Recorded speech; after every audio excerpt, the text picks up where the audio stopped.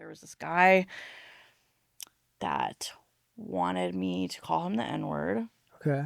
And pretend like I was his master and he was my slave. Stop. And whip him. I'm Stop. sorry. I don't mean to laugh at that. That's absurd, though. Was he a black guy? Yeah. Okay. Yeah. It's an odd one. Weird. Whoa. Yeah. Wild, bro. I was like, I'm not really comfortable calling I couldn't you ever that. confidently say that word. Yeah. Even if I had permission. Yeah, I was I'd, like, under my I'm breath. not going to do that. Yeah. And then he was like, the money was too good. Like, I did it. I'm not going to lie to you. No, I mean, good for you. Like, what the fuck? Like, I just did it awkwardly. Yeah. You know? Oh, my God. Most awkward experience of my life. And I did it more than once. Jesus, man. Like, probably did that like 10 What'd you get times. paid for that? You don't even want to know. Tell me. I do want to know. $1,500. Wow.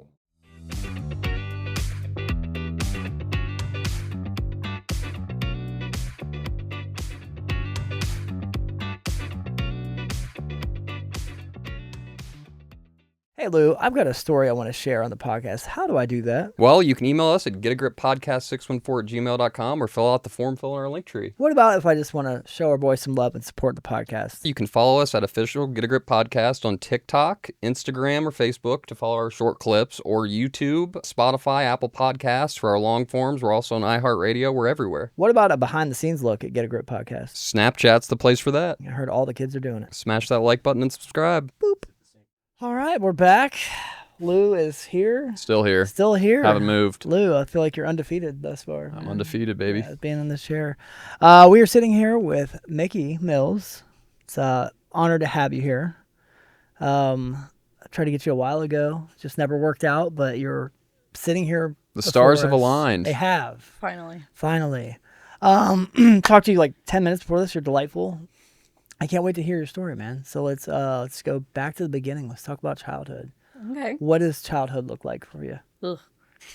I just had a question on, I'm taking adolescent psychology class right now, and one of the questions was like, what do you think of when you think of adolescence? And I was like, ugh, like I cringe, like it's not a good experience. I think of like the overuse of Axe body spray and like bullying. That's funny. Horrible things. Who's using the Axe body spray? You? The middle schoolers. Yeah, The middle we all school did. What do you boys mean? react. Everybody did. Yeah. Yeah, like I had Axe. Where you just taste it in your mouth? yes. Yeah. Yeah, Just super bad. unload, Just- dude. Half the can. Yeah. Just Yeah. on yourself. Yeah. Yeah. That's like the scent that comes to mind when I think of childhood. Isn't That's that funny. weird? But I was born in St. Petersburg, Russia, and I came to the United States when I was like a year old. My parents were older. I think they were like 45 adopting me. So Wow. there was this they were born in 1952. So there was this Jeez. huge generational gap. I'm 28. So it was weird. I was raised like without technology. So like I grew up in the time. That's good. That's good. No, though. I'm very grateful Now that's for it. great. Yes. Like I grew up in the time when like MySpace, Facebook, Tumblr was big, and I like wasn't allowed to have any of it. I didn't get my first cell phone until I was 17. Damn.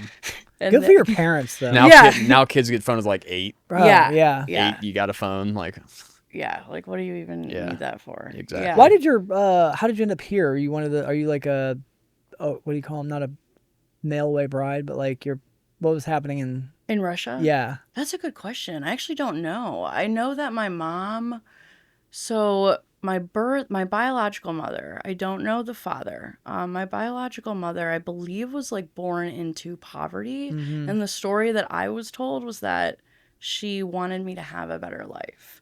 So she put me in an orphanage, and my adopted family, someone in my adopted family, Eugene, owns a bar in Russia next to the orphanage. Okay. And knew that my adopted parents were looking to adopt a child. And he was like, there's this beautiful baby that's in the orphanage now, and you should come and, see if you connect with her.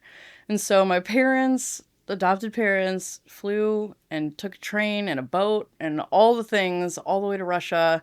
And my mom looked at all the babies and the way that she describes it is like, that's my soul daughter. Like, that's my soul mom. Like, she was connected to me. She just knew. She just knew. And then from there, like, they went home and then came back, filled out all the papers, and then that's how I ended up here. And it's cool because I have 3 siblings that I've never even met. An older brother, a younger brother, and a younger sister. And I recently, about a year ago, found them. Like, hired From Russia? Yes, like hired a private investigator and found my biological mom. And she was talking to my adopted dad through Google Translate or whatever. And I guess she told him that she was sorry, basically. So it was kind of cool. So I really hope to one day reconnect with them. I got pictures of them. Do you know what they look like? Yeah. That's pretty cool, They man. look like me, but more Russian. Isn't that weird that you have Yeah. like your family over there? Like Yeah, you never it is met? weird. It and is. it's extremely like you're lucky one because like I don't know why I know this, but I know like in Russia like foster care is shit. Yeah. You know, because nobody has money to adopt a kid, really, Yeah. right? Yeah. So then you get these like American people that come and grab you.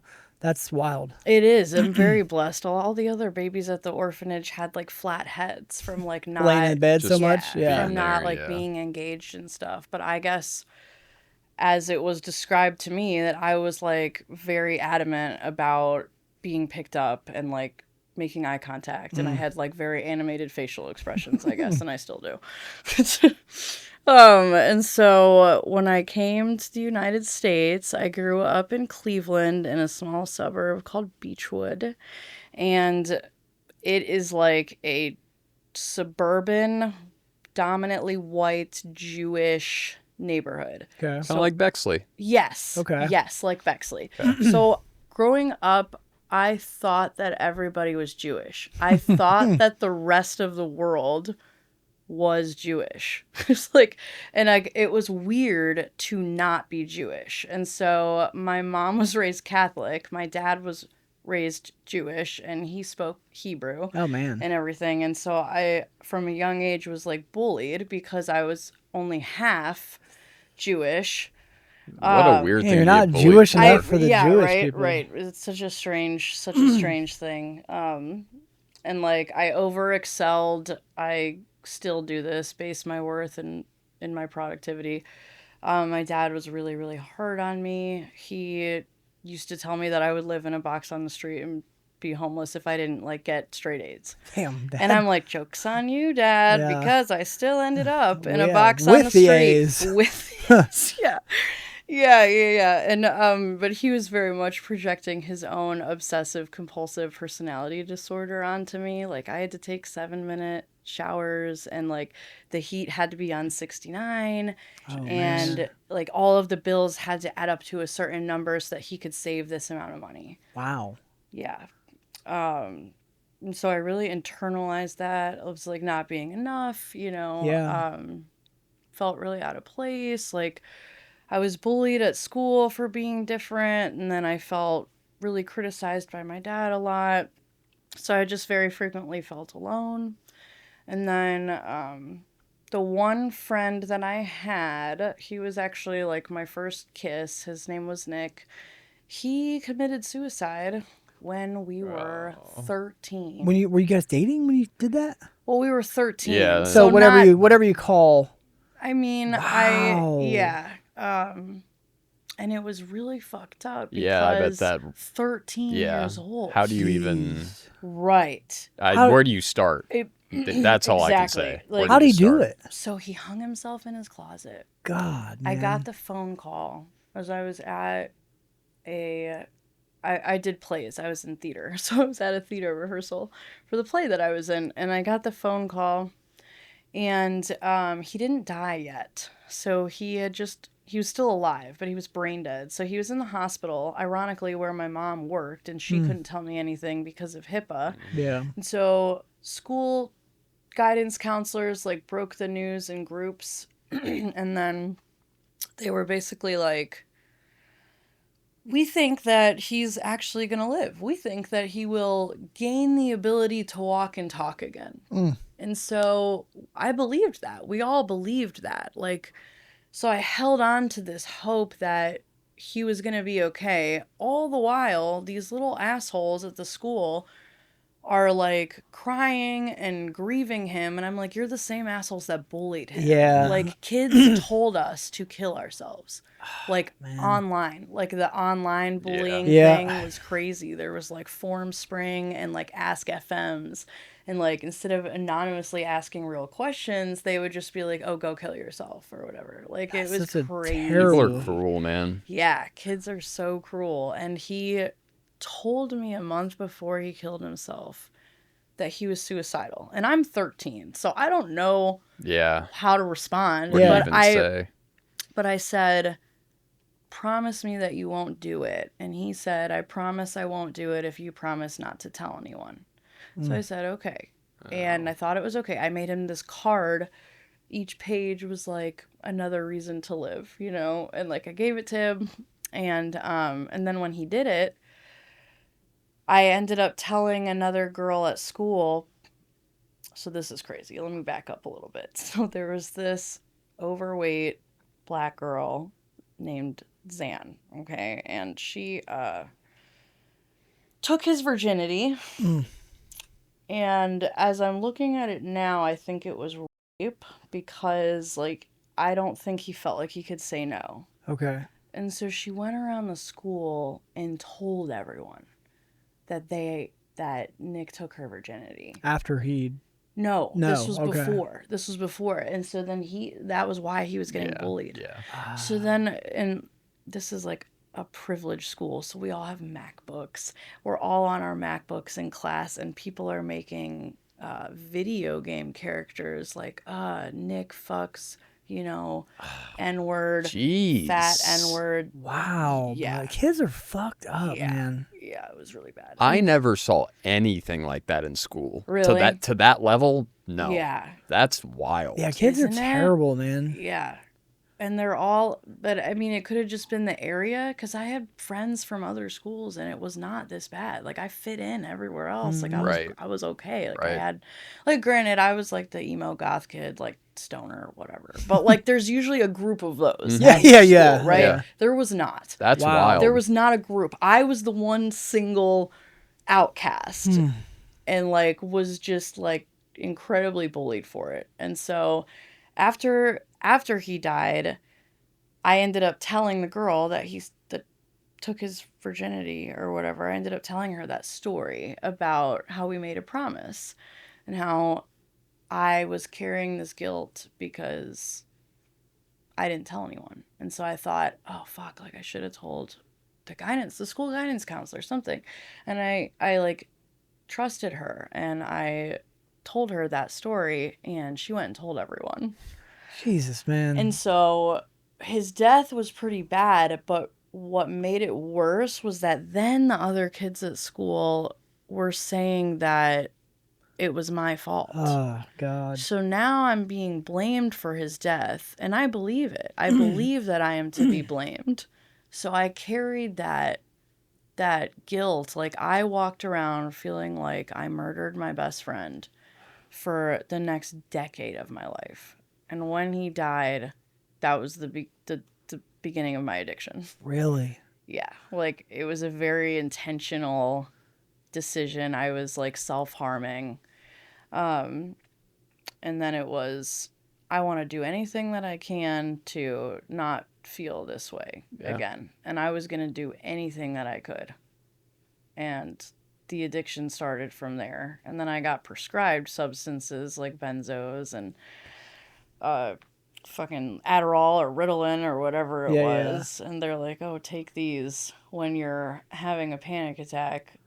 And I'm like, okay, well, I'm just constantly having panic attacks, so I'll just go ahead and eat 30 of these. Yeah. Makes sense to me. Yeah, of course, right. Yeah. And then, like, I overdosed on benzos when I was 15. Wow. Who finds you? Listen, that's another crazy story. So there was this older girl. I was a sophomore. She was a senior. We had on Wednesdays was late day. So she came over to my house and we're smoking weed and we run out.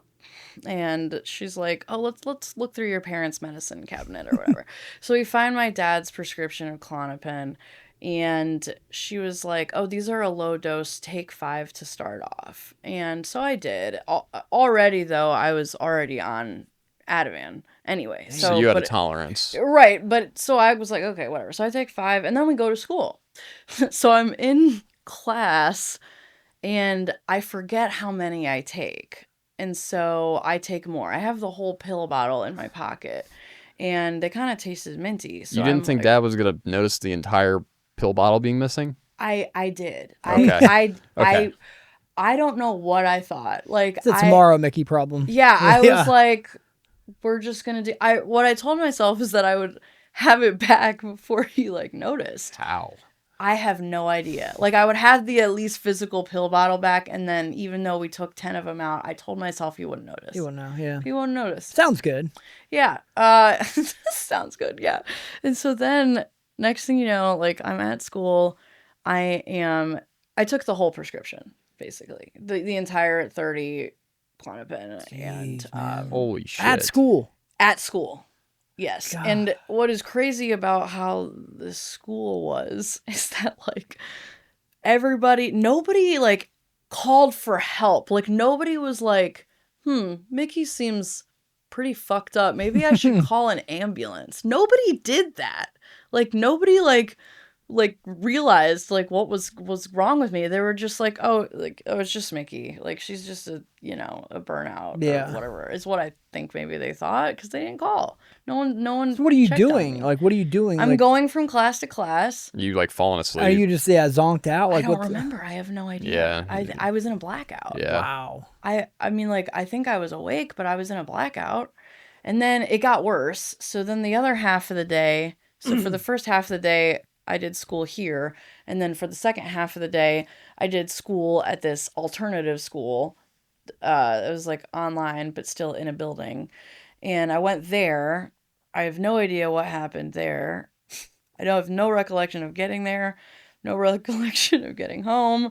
Like, I know that I got home, and I somehow made it home. I don't know what happened. And I somehow made it home, and I called my boyfriend at the time, who was straight edge. Like, he was sick of my shit. And I was like, oh, come pick me up or whatever. Like, I don't remember any of this. And so he was coming to pick me up. I was back at home. My parents weren't home yet. And, like, I'm home alone, so what am I going to do? I'm going to smoke more weed, of course. So I go and I smoke more weed, and I'm in the bathroom, and then my dad comes home. And then he's yelling about the prescription. Like, obviously, like, he realizes. Yep. He's screaming at me. In my fucked up brain, I'm, like, thinking he's gonna hurt me or something, like, physically hurt me, which I don't, like, he was aggressive and, like, kind of verbally abusive, but he wouldn't have put his hands on me. But in my mind, I was like, he's gonna kill me. So I jumped out of a window. Oh, God. 2-story window. I, like, broke my foot or my ankle or something, and I broke my arm, and my boyfriend at the time picked me up around the block. And I, like, get into his car. Like, I don't remember any of this. I'm just going by what people told me. And then I get to his house, and his parents were alcoholics, and they were like, there's something wrong with your girlfriend. Like, so his parents took me to the hospital. Finally, Yeah. somebody. At which point they pumped my stomach. Oh, he did the charcoal? I don't know. Maybe. I don't know. But I was, like, in a catatonic state of my, like, I was gonna, like, die at this point. Like, I just kept taking them. Like, I don't know. And then I, like, woke up in the hospital and had no idea what happened. And then, yeah, from there I started getting sent to different treatments and stuff. At 15? 15. Oh my God, yeah. Jeez, man. I went into, so the first one was an outpatient facility, at which point I manipulated my way out of, and I told my parents it was a one-time thing. I'm not an addict. Like, Okay. it was just a one-time thing. You know, they didn't know I was like smoking weed every day and doing mushrooms and all the other stuff. They didn't know any of that. So I just overdosed. It was a one-time thing. I made a mistake. I'm sorry. So I didn't actually have to complete the IOP. I just did it for a few weeks until I manipulated them into letting me out. Yeah. Yeah. Then when I got out of there, then the charges started happening. I got arrested for paraphernalia. Then I was at a party. Oh, this is crazy. So that school that I went to school at was at the Richmond Mall, which is no longer a thing. It is completely an abandoned wasteland. But that's where I went to school, next to Sears. Yes, next to Sears, and it was super ghetto. I was the only white person, like, whatever. But I had to do this so that I could.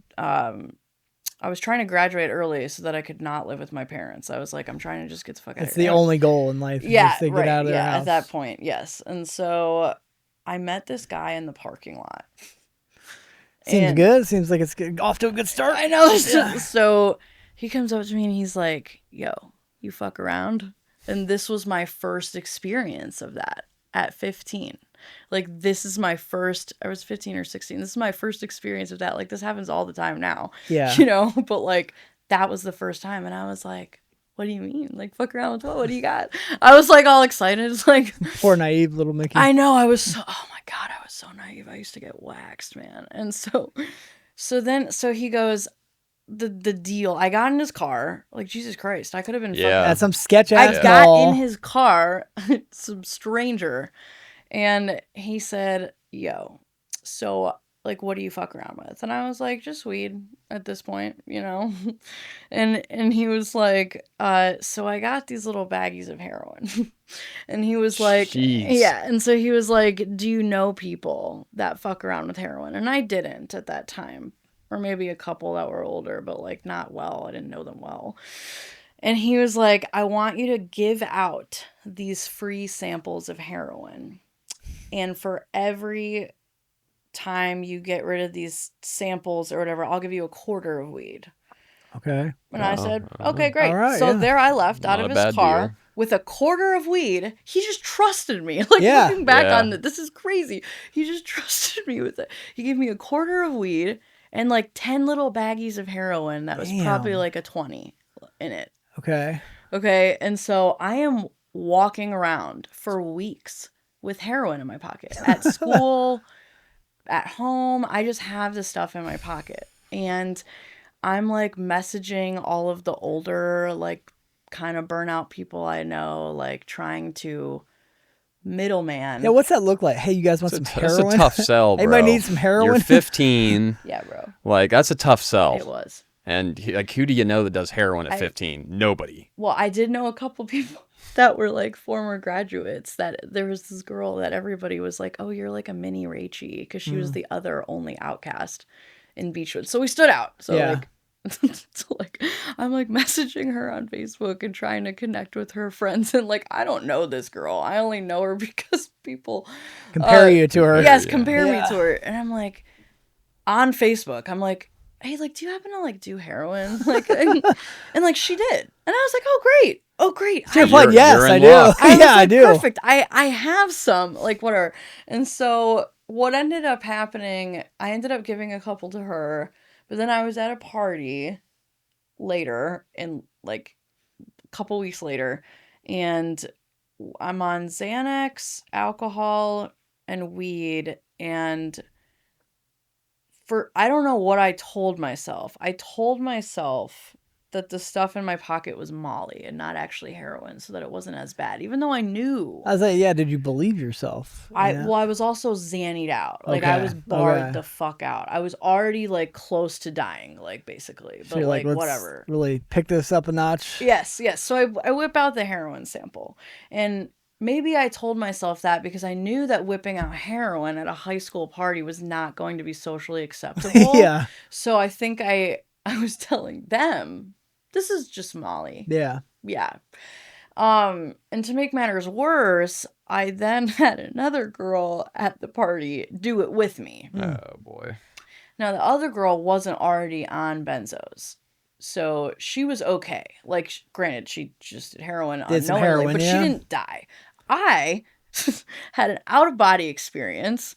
I turned blue, I get apparently I went up to everyone at the party and said goodbye, like that I was gonna die. So you OD your very first time doing heroin. Yeah, because I was on benzos. Yeah. My And you're God. 15. You got no opiate tolerance. Yeah. Wow. How much do you Of course do? you're gonna OD. A little bit, just Just a a little little bump. bit. And then it was real heroin, I think, yeah. at that time. This was before the fentanyl stuff. Yeah. Wow, man. And so I had an out of body experience where I was like floating. It was in a garage. The party was in a garage, and I'm like looking down at myself dying. So you could see your physical body. Yes, it was the most crazy, bizarre thing like that I've ever experienced, and I've had a couple other overdoses that were similar to that, but that was my first one. Wow. Whenever I OD'd, it was just black. Really? Just black. Interesting. Yeah, I just wake up. And then I wake up and there's fucking Cops or EMTs paramedics. over top of you. Yeah, I've had a lot where it's just black, and then I've had a couple that were like very spiritual, but we'll talk. Because it's like I'll take the black. I'll yeah. take the I darkness. don't know, like a spiritual That would thing. freak That'd be me the kind fuck it'd be out. weird, but I think it'd be cool to see. No, I had a right? cool one when I overdosed, and it was after my mom had died, and I actually felt her wrap her arms around me. Wow. And like smelled her, and it wasn't her in a human form. Yeah, it was yeah. her in a her light. It essence. was like, yes, it was like a light was wrapping itself around me and like telling me to go Jeez. back. And that was like, I remember that so vividly. That was crazy. But yeah, this was the first time, and And again, so like, do you fall out at the party? I guess. Does anybody do anything this Yeah. time? Oh Okay. yeah. They called. Oh yeah. Like I Okay. was like dead. Like Okay. like they had to, like the yeah. And then I guess the police came. I ended up getting charged with everybody's paraphernalia. Get the fuck out. That was nice of them. Yeah. Sure was. Wow. And so then I was in a coma, or I was something. I don't know if it was a coma or like just I was fucked up for like 3 days, and I woke up and it was around Christmas. Like I had missed Christmas.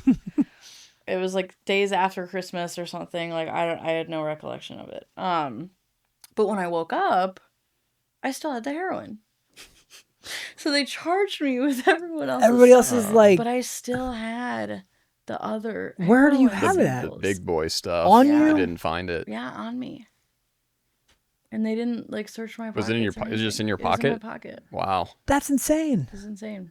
Got to charge for everybody else's weed pipes and bullshit. So really, it kind of evened itself out, to be fair. Yeah, it did. Yeah. It did, yeah. wow. Because you could have gotten the I felonies. could have gotten the felonies. Yeah. Yeah, exactly. So yeah. does Mickey wake up and toss the heroin out? No. No, of she course does not. Of Why- course why- No, hell no. Yeah, why would you do Hell that? no. I knew at that point in time that I was going to do heroin until I died. So you liked it. Of course. Yeah. Even though I, yes. of Even though I just died. Yes, Yeah. I immediately was like, I'm a death dabbler. Like, this is what I do now. Like, I dabble with death. Just Like, I chasing made it an death. aesthetic. Like, I thought I was like sexy, heroin chic, goth girl stoner. Yeah. Like, it like fed my ego. Like, I was Golly. like, I'm Mickey. Like, I can take the biggest bong rips. I can and see it, yeah. I can do. You would have been my kind of girl. I would have been going after you. Yeah, 100%. For Yeah. Wow. sure. Yeah. Because you could hang with me. I could hang. That's yes. the thing. I And don't that want was the that. I don't thing, and want somebody hanging. I want Yeah. like put me in a corner by myself. You know what I'm saying? No, like I was like other people's children or other parents did not want their children like I could hanging out imagine. with- Yeah, I could Yeah. imagine. like hanging out with me. Bong and- rip Mickey over there. Yeah. So you go right back to doing the heroin. Yeah. You do it in the hospital? No, because I don't think I realized I still had it until I got home. Okay. Yeah. How pissed were your parents? They were I don't think they were pissed. They were really concerned. Scared. They were scared. I don't think they were so scared I don't think they could be pissed. This is your second near-death experience now. In a In short, like a short 3-month period, yeah. Yeah. Yeah, God, my poor parents. God. Jeez, man. Yeah. You don't think about that as much when you're using about the effects of that it affects other people. Right. Right? Like you don't think about that Yeah. at all. And I kind of just thought, like, it's my body. If I Yeah. want to Yeah. kill myself, let me. It's not hurting anybody but me. That's what I thought. That's Yep. what we all think. I mean, Yeah. these are the lies we tell Yep. ourselves. Yep. You know? So then they sent me to inpatient. Ain't no So I talking did your a way out of year. this one. I did a year in 2 different facilities. Wow. When I A was- year of inpatient? Yeah, from 16 and 17. I graduated in an inpatient shit. You facility. get your fucking master's in inpatient. Yeah, By bro. then. Is inpatient that long? For children, yeah. Damn. So they had to put me in state's custody in order to pay for rehab. God. And I had some of those charges. So I was in and out of juvie between those treatment centers. I had racked up a few possession and paraphernalia charges. And so I used the rest of the heroin of the samples until I got sent to the first inpatient facility. Okay. So I did, 6-7 months in that one. And then got out, used again, went to juvie. Juvie released me to a step-down facility, at which point I jumped out the window of East Cleveland and hitchhiked my way over to Painesville, where I lived Fucking under Painesville. a bridge in a trailer park. And I was on Fox 8 News missing. Because you jumped out the fucking window. Yeah. Yeah. What is it with me and windows? I don't know. You got a niche in the world, like jumping out of windows and dying. Yeah. No, but this was to get away. In my mind, and it sucked. It was on the visitation day. So I was in this like step down from jail, basically, because jail was like overpopulated. Yeah. They sent me to this place called Carrington. And so Carrington was trash. There was no air conditioning. It was hot. Like it was, again, I'm the only white person, like with all these like really severe criminals. Yeah. You know, and I'm like, I don't belong here, you know. And so it was on parent visitation day. But your poor parents. They were man. there in the building as I jumped out of the window. As you're and I making am your- running from police cars and stuff. Golly. And I got away. And you're still underage. Yeah.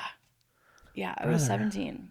And so my plan was to stay in this trailer park where I met these people from the guy I was in the last facility with. Okay. So that's how I made connections with the people that I was in the first facility with. Got me a tattoo in the other 16-year-old's basement with a marijuana leaf. It looks like crayon. Where did you get that at? It's right here. It's bad. right in the pelvic bone. It's bad. Yeah. It's still there. I should really get that. I was like, yeah, man, I'm a stoner for love life. weed, man. Yeah. Love weed. Yep. And then I was on the run, basically, at that young. And the guy living in the trailer across the street, Mark Anthony was his name. He was 23 and I was 17 and we were sleeping together. Yeah. And he was giving me heroin. And so then it was like, and it was white and it was like, I don't know. It was stronger. I don't know. But I remember like snorting it, and then I've always been a journaler, so I have my whole life in journals. You still have them? Yes. all Man, of them. that's To this day, like it's even since I've been in recovery, I've filled up like 10 journals. So if you go back to the journal entry on that day, like I journaled something like, this is it. Like this is the ultimate feeling. Like this is what I will die for. Like I don't care. Like I will do everything I can to keep using this. And I don't care about anything else because I just had an inability to feel my feelings. And you're not even living in the trailer park. You're living under a bridge next to the trailer park? No, I am in a trailer park. Okay. Like I'm in someone's trailer. Okay. Of a friend of a friend of a friend of the Okay. guy that I was in the other facility with. Jesus, man. Perfect. Yes. Perfect setup. Yes. And they're all like adults. Like you're harboring a fugitive. Dog, Yeah. like imagine like some chick rolls up and it's like, oh, can she live here? Did you tell them that you were on the run? I don't remember. I think they knew. I think they did. Really? I think they did. Well, if you're on the news, then maybe. Bro, yeah, I was on the Yeah. fucking news. Yeah. And it's so funny. My friend for my birthday a couple of years ago printed out the missing news Yeah, your milk carton. and framed it. Yeah. And That's gave pretty it to dope. me. That's a great That's gift. pretty I dope, was though. like, this is amazing. I'm going to hang it up. Yeah, it was fucking crazy. Oh my God. So crazy. And so I thought at that point, like, I thought that when you turn 18, all of the charges will magically go away. That is adorable. Yes.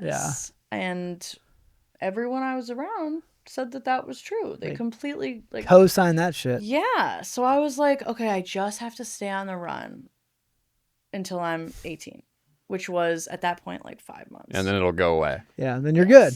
Yes. Yeah. Yes. I was like, this is all only happening because I'm a minor. This is what's happening. You've covered more ground from 15 to 17 than No most people do shit, in their man. using careers. Yeah. Yeah. Yeah. So did your charges go away when you turned 18? Oh no, I didn't make it that far. Okay.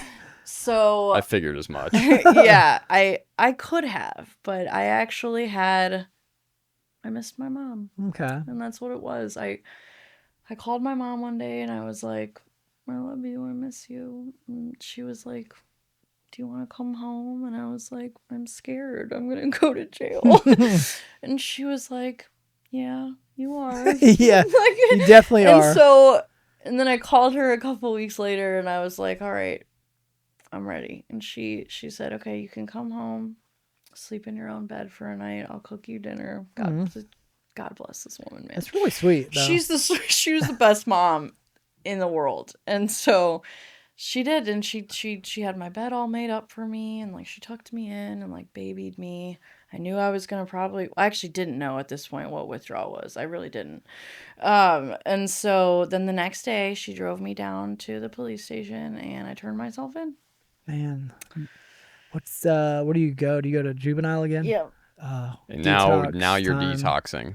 Now you know Actually, you're learning what withdrawal I is. actually did not have a withdrawal. Really? Isn't that bizarre? How is that? So I thought I'm immune. God. So at this point, I didn't have a withdrawal. I was like, this is crazy. I'm good. Well, I didn't even know. I had no knowledge of withdrawal. Right. So I didn't even think that withdrawal was a possibility. Yeah. So I was just like, I didn't even think about it, you know? And so then I did some time, I can't remember exactly what happened. I had to do probation, past drug tests and stuff. And so I was able to do that, like, until I was 18. And when I was turned 18, I would be off probation. Okay. So I thought that was going to be good. Like, I thought that was it. And so I was able to stop using drugs. But what I picked up instead was an abusive relationship. Man. And I made that abusive guy the dope. You know, Yep. very common. Yep. Like, it's a classic. Why is that though? Because like at least with dope, you're getting a good feeling. You know? So actually the science behind it is neurologically, when your body is dependent on a substance, it is the same as an abusive relationship because it's the same release of dopamine as like the highs. So like they're like an abusive man, like he was love bombing me, Yes. like he was just, and then he tears you down. Yes. But then when you come back up, it feels great. And I was so you get that dopamine rush. Yes, it's yeah. like yes. Wow. Yes, and like I'm isolated from my family. I moved in with him before I even turned 18. Where do you meet him at? Where did I meet him? It's like a random encounter. A party, Okay. I think.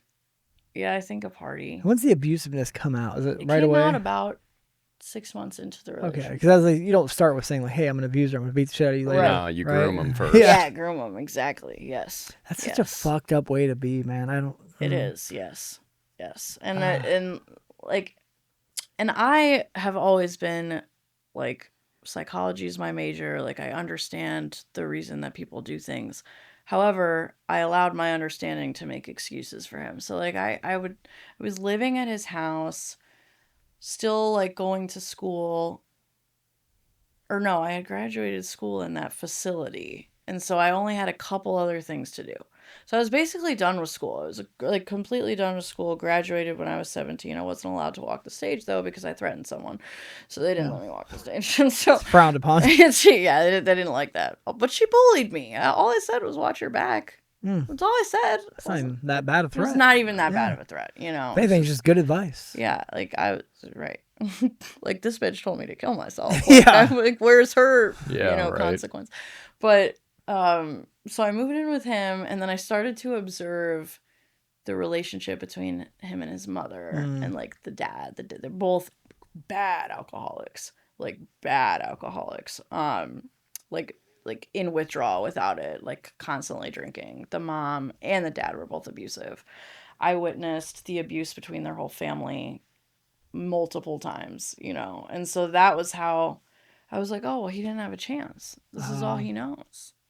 And so I like was like, oh, poor baby. Like, I don't know, like this is all he knows.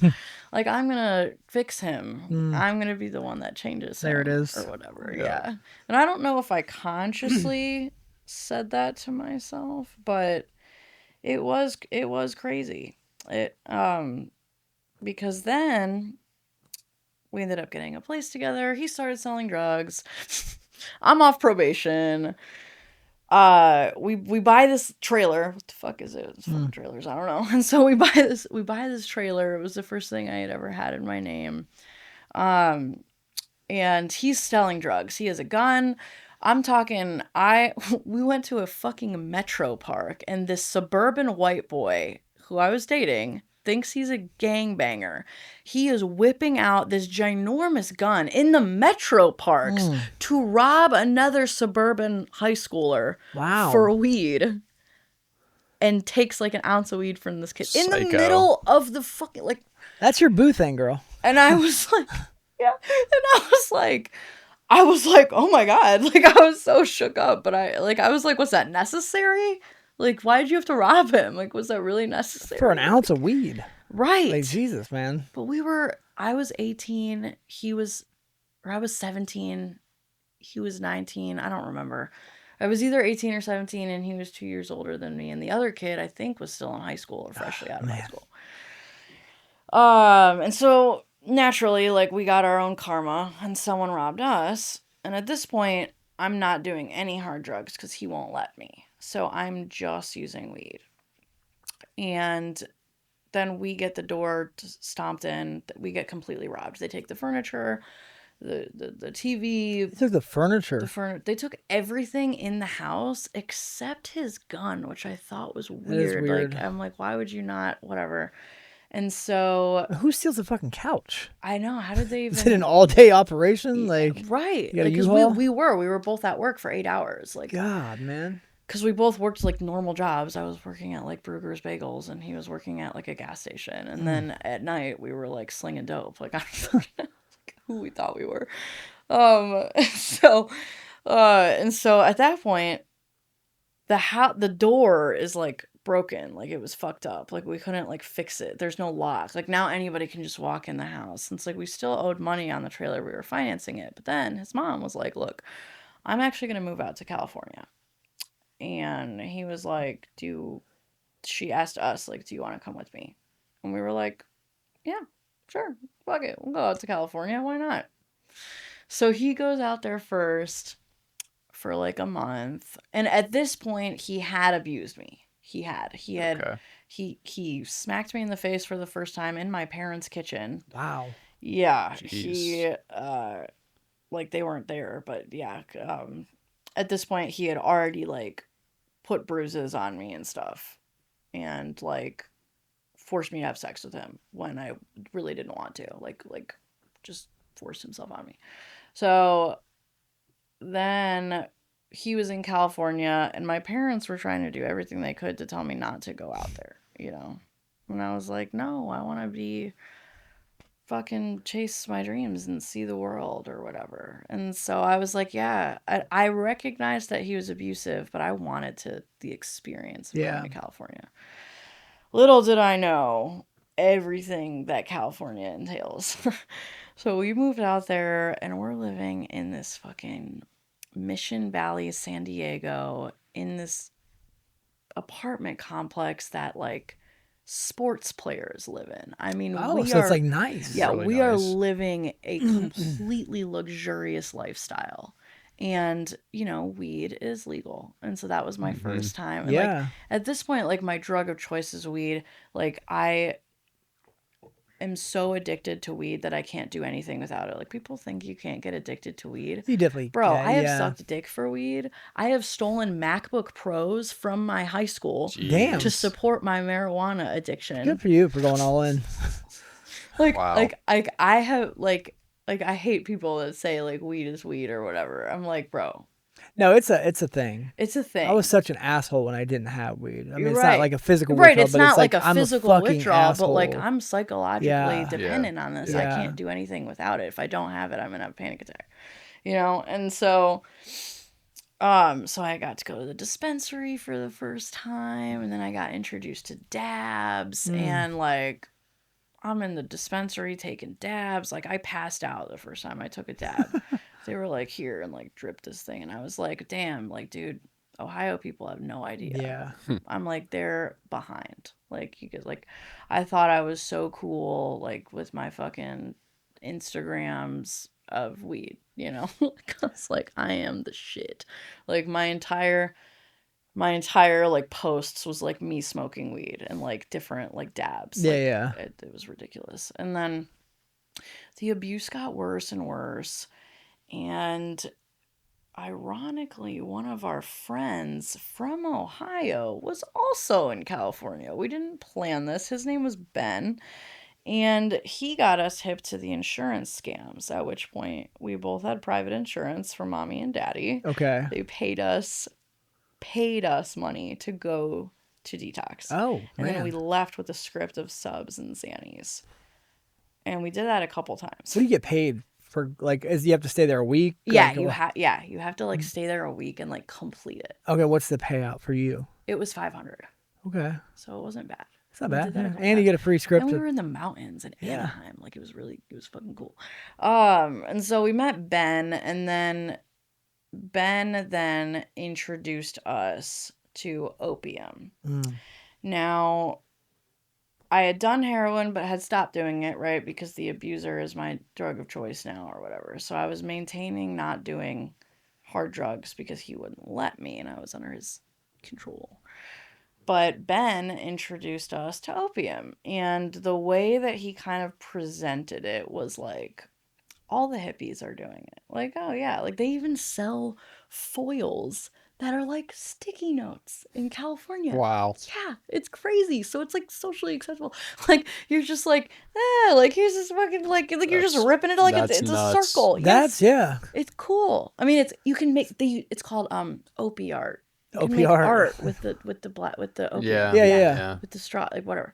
So I'm like, oh, this is so cool. You know, I think this is just the coolest thing. And so I'm doing opium, thinking it's fine, you know, just thinking that like I'm not gonna get addicted to this because I thought there was a difference between opium and black tar, and there really is not. Like it is like the same thing. Yeah. It's the same. I didn't it's where, really It's where care. it comes from. Yeah, like I didn't care if it was black Yeah, tar. but yeah. And so then Ben would always stand up for me. Like he would see James abuse me and he would be like, don't talk to her like that, man. You know, and it was really his friend. So then I started having an affair with Ben. With Ben. Naturally. Well, at least that's like because a good was- choice you've made in life. it was, you know? I mean, the affair, not a good, like wrong, but he was the only person I had out there that treated me with respect. Granted, he was an addict and got us on opium, but whatever. Yeah. He had good intentions. He Okay. did. He wasn't like maliciously trying to get us addicted to opium, you Right. know? And so I really started to fall for Ben, and we were all partying one night, and he must have been mixing benzos with opium, and I think he was shooting it, and we just didn't realize because he didn't do it around us, and so we woke up and he was dead. Ben is dead. Yeah. At this point, my life just like fell apart. I was like, I can't do this anymore. This is the only person I had. And so I leave him at this point. So I think getting addicted to the opium reminded me of my purpose. I was like, okay, this is what I like, not this fucking asshole. Yeah. So like I had the drugs again. So I was able to leave the relationship is how I kind of view it now. Okay. So the drugs gave me the confidence to exit the abusive relationship. At this point, police have been called, and then they would show up, and I would not press charges. This happened a bunch of times. I watched him and his mom, like, I watched him, like, punch his mom in the face. Like, oh, and his little sister, mind you, Oh is, my- like, 13. Oh, my God. I hate this fucking guy. Oh, my God, I know. Yeah. Yeah, so I come back to Ohio. That was the first experience of California, so I go there twice. Mm. So then I come back to Ohio, and I meet another guy on Facebook. I go back and live with my parents. Meet another guy on Facebook, and he's like, hey, I like your style. And I was like, oh, I like your style, thank man. you. I like yours. And so then we started hanging out, and he told me that, or I told him that I was using heroin.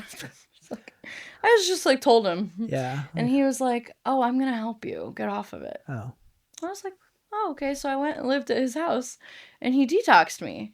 And I still really didn't have that bad of a withdrawal. I really didn't. Like, I really thought I was immune. Like, I don't know. I just didn't. That's so bizarre. Yeah, you're a lucky. I have no idea. Like, but at this time, I'm smoking it and snorting it. Okay. So it was a pretty easy detox. Like, he's still smoking weed, or he's not smoking, he's drinking. So, like, occasionally. So we're doing the whole, like, I'm making him my higher power, you know, that sort of thing. Yep. Right. Okay. I'm working at Chipotle. Like, he makes good money doing concrete or whatever, and I'm living with him. Long story short, I'm at my parents' house, and he comes, and I end up using. And so he opens the door, and he's like, you're high, aren't you? And I was like, damn it, how did he know? I'm like, fuck. And I was like, no. And he was like, where is it? Like, where is the shit? And, like, he, like, goes into my room. He's, like, looking for the dope. Like, he finds it. I think he's gonna flush it down the toilet and, like, break up with me or something. Nope. He pours it out onto the toilet seat, gets out a $1 bill, and proceeds to do all of my drugs. Damn, dog. Yeah. Then we were off to the races. Then we were completely off to the races. I was like, okay. Now you've got that toxic Yeah, you do. relationship where you Yeah. both used. That's the worst. So then, my mom was diabetic. Perfect. We started Yes. taking, My dad was diabetic. That's how I got needles. Yeah, so I'm giving him needles, not for me yet, for him, because he was like, I'm not gonna fucking snort it anymore. I was way newer to all of this than he was. I was 19. Mm-hmm. And so then we're bar hopping, using heroin, and we end up going to the strip club. And he talks to the owner, and he's like, you should let my girl go up and dance or whatever. Like, she wants to. Like, it'll be fun. Do you? Do you want to? Not particularly, but I was like, sure. What the hell? Fuck it. What the hell? So there I go up to the pole in, like, a sports bra, like, barefoot, like, drunk and, like, fucked up. And, like, I am extremely uncoordinated. Like, I am not Not like, the graceful type. No, not at all. Like, I don't have, like, good spatial awareness. I struggle with depth perception. I fall a lot. Like, I'm very accident prone. And people just ate it up. They were like, she's so, like, girl next door. I'm so clumsy. Like, whatever. Anyway, I made a shit ton of money. Really? And I was horrible. Like, I was absolutely horrible. But I also am a good talker. Yeah. But, like, they thought it was charming or whatever. Maybe they felt bad to me. I felt bad for me. I put on NSYNC. Oh, golly.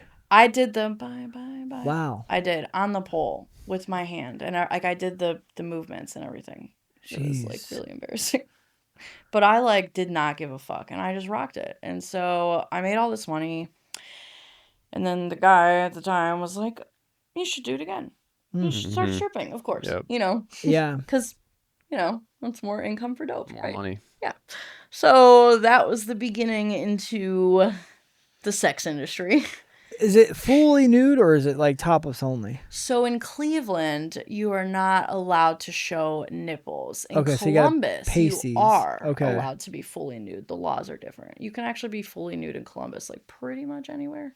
Is it weird dancing fully nude I in think front so. of strangers? It's kind of weird, yeah. Yeah, like I think so. It's kind of weird. it's your business is out there, man. Yeah, it's out there. It doesn't leave a lot of mystery.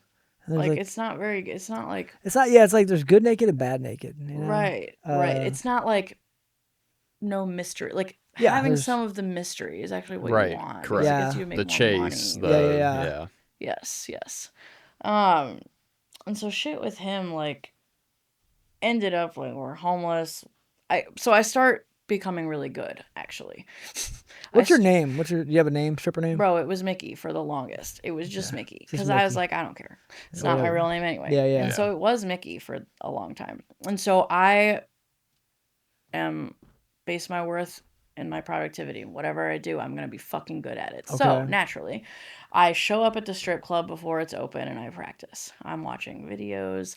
I used to do gymnastics, so I did have a bit of flexibility. Okay. So I want to be really fucking good. And so I'm learning how to do the pole tricks. I'm spinning upside down. I'm fucking twirling in circles. I'm climbing to the top and like I'm doing all the crazy shit because I couldn't dance and I didn't particularly have an ass and I couldn't twerk. Like I was Okay. like 100 pounds. I was very, Oh, wow. very skinny. There's Like, overcompensating on what you yes, could do. yes. So I was like, okay, I'm gonna overcompensate with like me being a good talker Yeah. and then with these tricks, like, and so I got really good. Then I went to a better strip club because that was like a hole in the wall, like shitty, like first, then I went to a better strip club. Then I went to a better strip club. Then I made it all the way downtown to the best strip club in Cleveland called Christie's.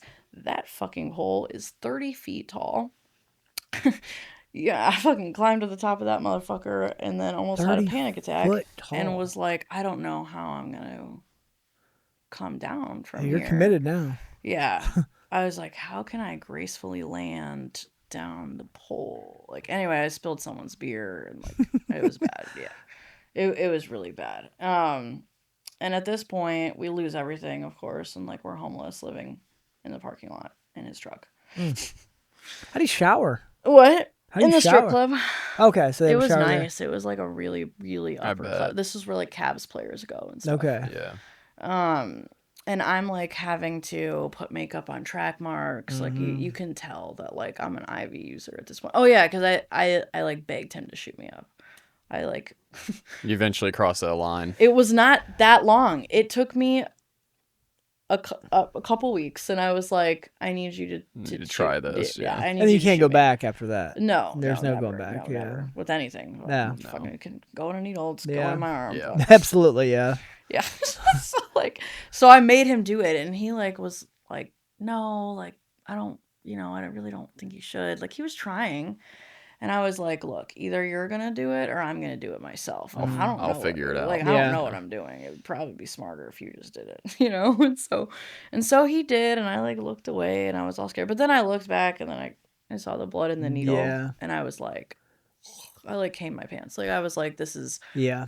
Like I did the thing where I like romanticize it, like I like almost sexualize When that it. blood comes into Yes. the It syringe. is I just got yes. like goosies. Yeah, I know. thinking It about like yeah. I could almost like throw up, like Because you There's know. like a little pop, and Yeah. then the blood comes just in. know what's and coming you're- And next, then you're man. good. yeah. And so I knew at that point, like I was gonna figure it out. Like I figured everything else out. So for a while, for like the first week, he had to just do it, and then I was like literally looking up YouTube videos on how to like shoot up and like find the vein and stuff. And so yeah, so that was happening. We're homeless. We try to go to detox. We leave detox. Like we're fucking. He goes to treatment. I go to treatment. We keep finding our way back to each other. Just toxic, And this is where the shit gets crazy. I think it's already crazy. It is lady. already. Yeah. It gets way. You're crazier. already there. We're already there. Oh yeah, and I'm selling my body at this point. Okay. And Oh wow. yeah, like How does that come up? Is that the next like step as a drug addict stripper? Is like I guess. Yeah. Yeah. So it began. So there was a couple. Yeah. So it any stripper that says that they're not doing that is lying. Okay. Okay, they're all doing Yeah. it. Okay, so like, and a lot of them do have pimps. At this time, I didn't have one, but so I'm like, I'm an entrepreneur. Like, Yeah. I'm You making, work for yourself. I'm making bank at this point, and like I think I'm such hot shit, and like I'm not. Like I am. Like I look. You're a fucked train up. wreck, man. Yeah, Yeah. complete train wreck. But the money is telling me otherwise, so I think I'm. What good. are you making? What's like an average night doing that? Yeah, so 1,000 to 2,000 That's insane. on a Saturday and Friday. Okay. Other days, hit or miss. Okay. There are days when you may only make $60. Yeah. There are days when you make a couple hundred. Like it has to be like it's very hit or miss Wow. on the other days. And so it's got to be on a Friday or Saturday. But if you're working the Friday, Saturday, you're golden. Yeah, you don't even have to work the rest of the Yeah. week. But the strip clubs make you. Yeah, yeah. And it's crazy because the strip clubs are kind of pimping you out anyway. Because get Right. this, you have to tip everybody in there. Yeah, You have to pay the club. You have to pay the bouncer. Yep. You have to pay like the fucking owner. Like you know. And if what you I don't mean? make anything, you still have to pay them, right? Exactly. That's bullshit. Yeah. That's a scam. Crazy. Yeah, that's Yeah, it's fucked up. And then like, I'll never forget. This dude at the owner of one of the previous strip clubs I worked at. He comes up to me and he was like, "Can I tell you something that I've noticed about you?" And I was like, "Sure." And he was like, "You're too nice." And I was like, "What do you mean?" And he's like, "You are taking the time to get to know people at the strip club, which is good, but you're wasting time, and time is money, and blah, blah, blah." And so he explained it to me like, and this is, at this point is where I realized like, my body is an object. Sex will always be an exchange. Like this is where I really, really, I mean, I learned that in high school, sort of, because I was sexually assaulted in high school, but this was when it was like deeply ingrained into me.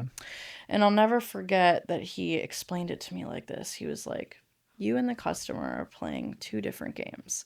You're playing the game of, I'm going to get every dollar in that man's pocket without fucking him.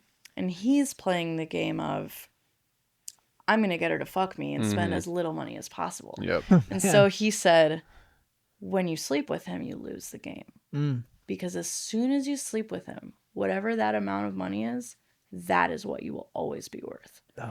And I was like, ugh. But that's kind of like, it's dark. I mean, but it's kind of spot on. It is, no, it's spot on. It Yeah. was good advice. Yeah. But it, like, on a deeper level, it's so fucked. it's so degrading. Like, he Yeah. was right. And I took that and I ran with it, you know, until I couldn't because my addiction was too much. So I ran with that theory for a while. So I, like, when I was in the bigger strip club, like, I would have my regular customers and stuff that would want to go to the VIP rooms and the private rooms. And they were like, I would just try to do as much as possible without actually doing anything. Yeah. You know? And then one day I was in withdrawal and I was desperate. Yeah. And trying to strip I couldn't. while you're in withdrawal, not fun. Ain't no sexy I am nothing. like, no, I'm like trying to be like sweat, like porn. and like I had just started to experience withdrawals. I didn't experience a withdrawal until I started to shoot up. That sounds like hell to me. It was so bad. Like, I'm like, oh my God. And like, it's bad when like, you know, the dude's like, "Are you okay?" Yeah. I'm like, "I'm fine." I'm like, "I'm fine." I'm like, oh my God, it's the worst. Oh. And so I held off for as long as I could until there was a large amount of money in my face. And like, I'll give you, and it started off as large amounts of money, you know, thousands of dollars. It started off very high. Like, if you do this, if you give me a blowjob, if you let me touch your tits, if you whatever. And so I justified it because I was like, okay, I'm not going to sleep with them. Mm-hmm. So that's how I thought I was still Yeah, on you're top still, of it. yeah. Right. Yeah, I was You're like, okay. still winning the Yes. game. Yes. You got the power. Yes, that's Yeah. what I thought. That's what I thought. That is what I told myself. And so it was like that for a while and it was okay, but we were living out of his truck in the parking lot of the strip club. And so we went to detox. We were like, we're going to get clean, whatever. We keep going, just doing this cycle over and over again. And then one day, my ex, the abusive one, Oh no. just calls us, and is like, You and your boyfriend. yeah. And he's like, do you guys want to come out to Cali? I have an idea. Oh.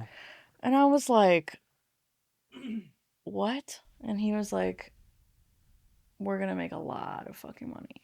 And I was like, why do you want us? You know, like, obviously I'm very skeptical of it. I'm still extremely naive. I'm still 18 or 19 at this point. Like, I'm still extremely naive. I'm still very new to all of this. And so the way that he explained it is that he'll buy us a Greyhound ticket, and he did. Took a Greyhound out to California, and what we ended up doing, apparently there was a lot of money in smuggling illegal aliens across the border. Oh, you're a coyote now. Fucking nuts. Is that what it's called? A That's coyote? what they call it, That's coyote, crazy. I yeah. actually never knew what it was called. And so I was like, why do you want us to do it? Because we didn't have criminal records. I mean, I had my juvie record. Yeah, yeah. We didn't have criminal records. We were white. I didn't have that many tattoos. We looked innocent. Oh. Whereas he looks sketchy, bro. Like, he's got face tats and shit. Like, Yeah. you know. And so we didn't know this, but he was working for the cartel. Your Oh, ex is God. working Yeah. for the cartel. Yeah, he was Smuggling. working for the cartel, yeah. And dealing drugs, Okay. amongst other things.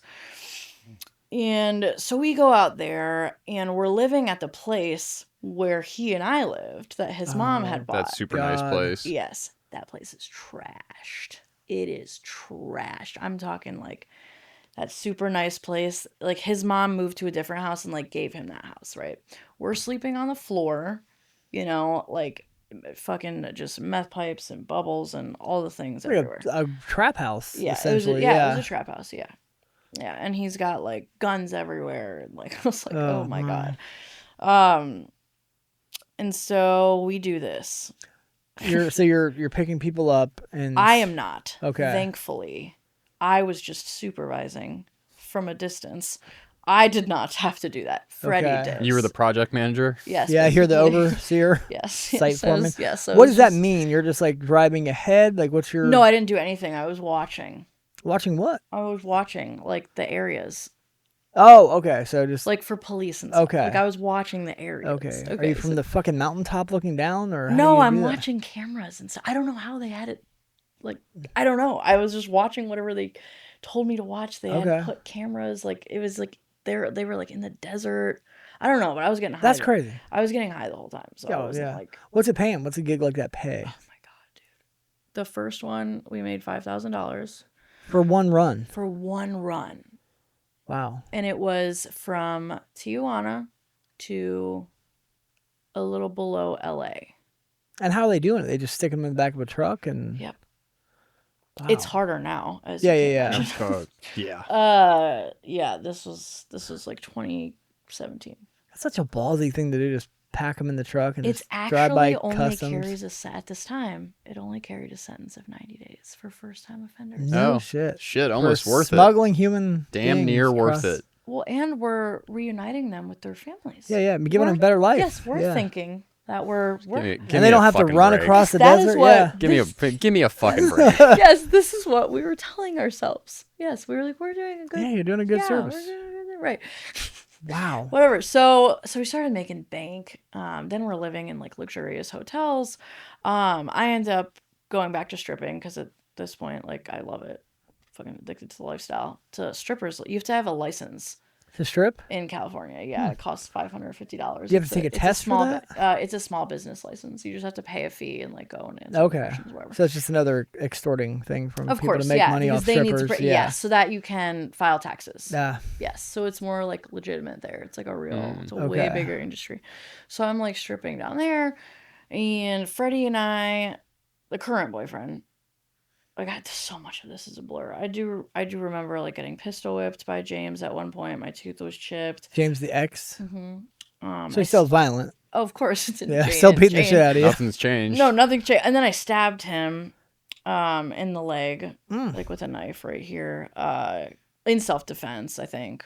I hope. I don't know. I mean, he deserved Even to if be not, I right. think he had it coming. Yeah. And at this point, this is when, like, I can't remember the sequence of events, but we didn't know that he was working with the cartel. Like, we started to meet these younger Mexicans that were like 18 and 19, and like they were talking about like catching bodies kind of a thing, like, but I thought they were just kidding. Like, I didn't. But like murder, Yeah, catching bodies. Okay. like 19-year-old kids, these little Mexican kids, and I thought they were just like pretending or trying to look hard or something. No, their parents were cartel. They were not kidding. I had no idea. I had no idea what I was. Those are bad people. They were I really mean, you bad. hear the word cartel.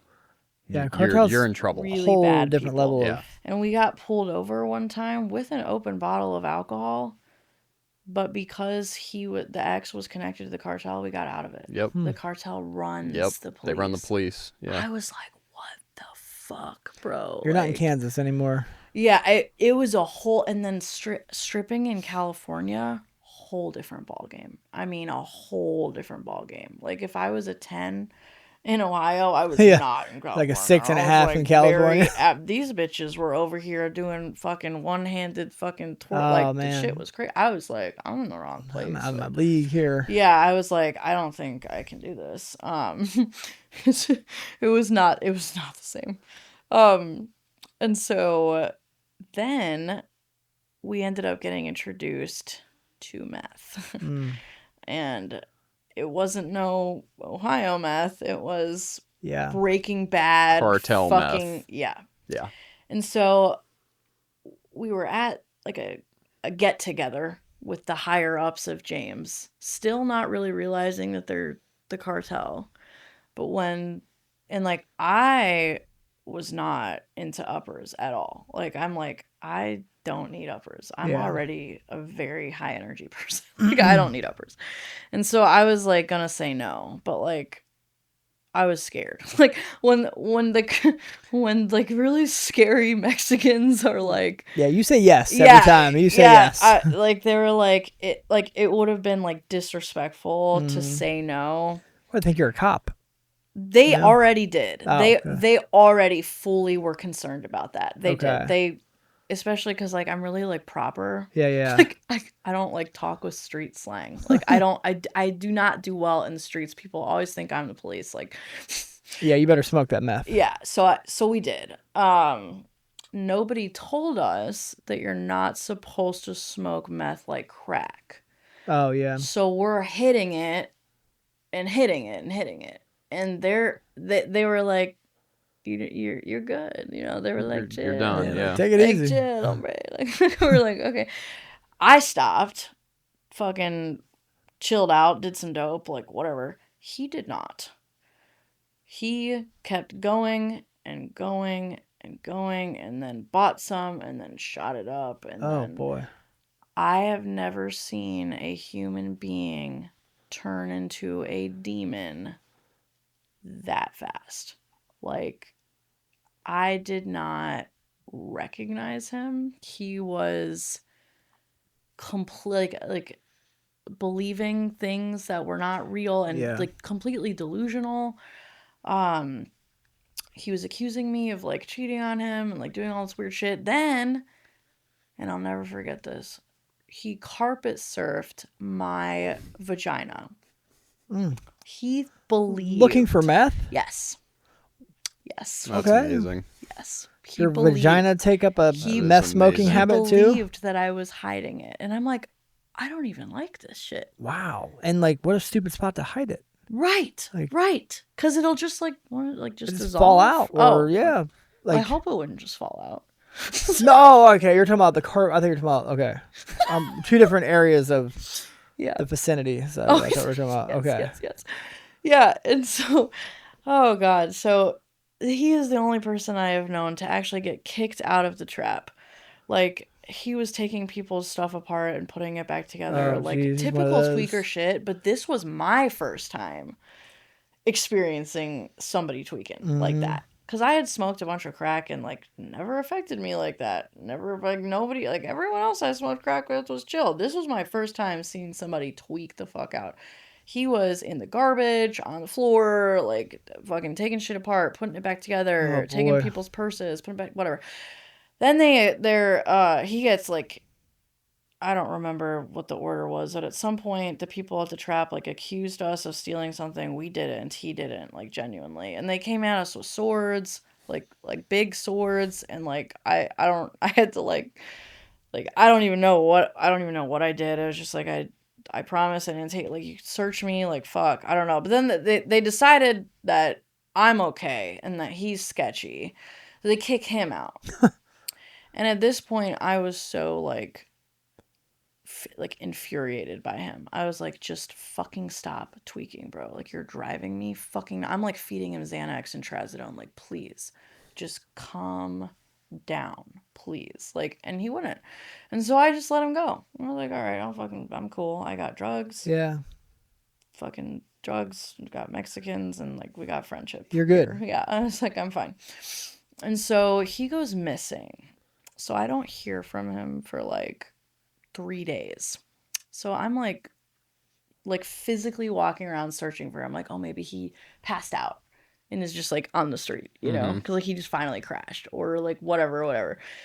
I don't know what I thought. So then, and this is also crazy. So I go down the street to like the little circle of grass thing, and there's police down there. Okay. And I, at this point, like, I have nothing to hide. I don't have a record. I'm just an innocent little white girl. Anyway, so I go up to them and I'm talking to them.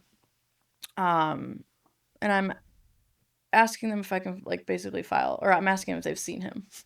Have you seen someone that maybe fell asleep somewhere? Yeah. Like, and so I'm going to file a missing persons report. But then they end up saying, did you just come from that house? And I was like, yeah. And they're like, the police told me this. Like, you're going to go back there and act like nothing is out of the ordinary, you know? Oh, man. I was like, what the fuck? So it was a woman. She was very nice. She was like, I believe that you're a good person that's in this situation. I was like, I don't live there or anything. Like, yes, I've been there the past few days. Yes, but like, I don't fucking, it's not my house. Right. You know, and she believed me. And so she was like, you're going to go back there, make up a reason for leaving or whatever. Not right now. But she basically told me, like, the house is going to get hit. It's going to get raided by SWAT. Did you just walk into the people that were about to raid the house? Yes. What? Well, no, it was just a police officer that was standing. No, it was one police officer that was standing there, and I didn't know what she was doing. Like, she was just standing there. I thought she was just fucking taking a walk. On Fuck, patrol, I don't know. Yeah. So that's why, and I go up to talk to her to file the missing persons report. She's like, about to get raided. Yeah, yeah. So I go back. I don't know where he is. I don't know where I am. I know I'm in Escondidas, but I don't know where I am. Like, I don't know anybody down there. Like, I don't know what the fuck to do. I had spent all my money on drugs at this point. Like, so I go back in the house. Like, there's one girl that I was close with. And so I told her. Because I was like, look. I was like, look, bitch, don't tell anybody. Like, just, they're coming. Yeah. So I got her to leave with me. And I thought I did the right thing. She ends up being a fucking snake. But that's another conversation. Anyway, we end up getting a hotel. This is when the whole Backpage stuff starts happening. So they're like, you know, we're selling our bodies on Backpage. People are paying to watch us hook up and blah, blah, blah, blah, blah. The house gets raided. You know, she thanks me. I'm with her. I get her into stripping. And then we meet someone named Mama. And I don't know. Mama. Yeah. She was like a tomboy. She was very hot. She might have been gay. I have no idea. She became friends with us first. So this is like the grooming process. So we were friends with this woman for a long time, like 6 months maybe, that we like started to build trust and stuff, and that she didn't ask us for anything. She was just friend, and she knew James, which should have been a red flag. Yeah. Like, this is James's friend, like, she's so cool. Yeah. Like, but I had no one else. All I had was the girl from the trap house and James, my abusive ex. And at this point we had done a couple of those runs, and I can't remember the sequence of events. Something happened where Freddie and I, before he went missing, we were robbed. And it was at that point, we didn't know who robbed us. It was very sudden. We didn't know what the fuck happened, but we got robbed. And it wasn't until later that I realized James had us move out to California, the abusive ex, to set us up for this. So he used us to do those, they called them missions. Yeah. To do the missions to transport illegal aliens across the border, just to actually rob us. Wow. Yeah. Huh. I still don't quite understand why.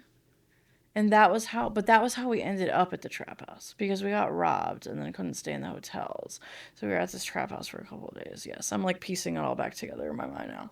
And trauma will distort the brain. It's interesting, like some of these details will just randomly come to me like throughout the day. I'm like, and you know what's crazy? I still can't remember the names. I can't remember anybody involved in this, like any of their names.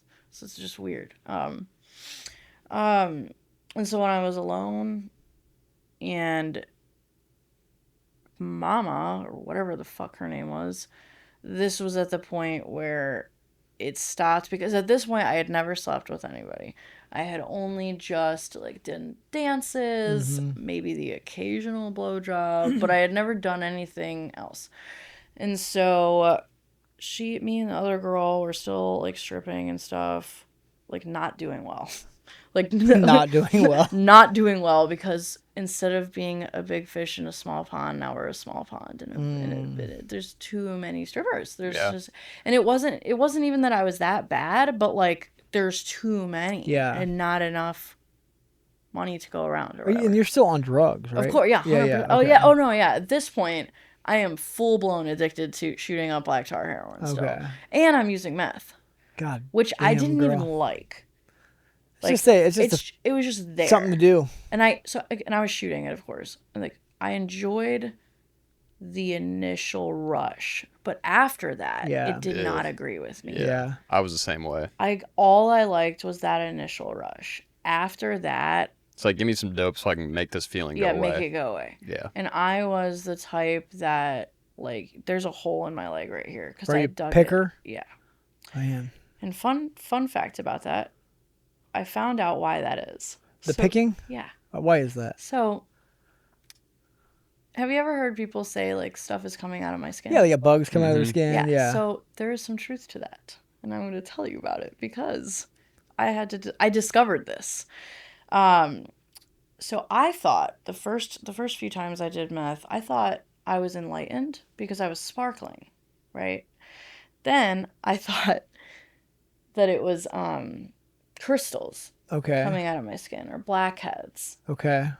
Because it is oily. So I'm like, okay, it's just making me have pimples or whatever. Yeah. But as I'm like trying to pick the pimples, I'm realizing more and more stuff keeps coming out, right?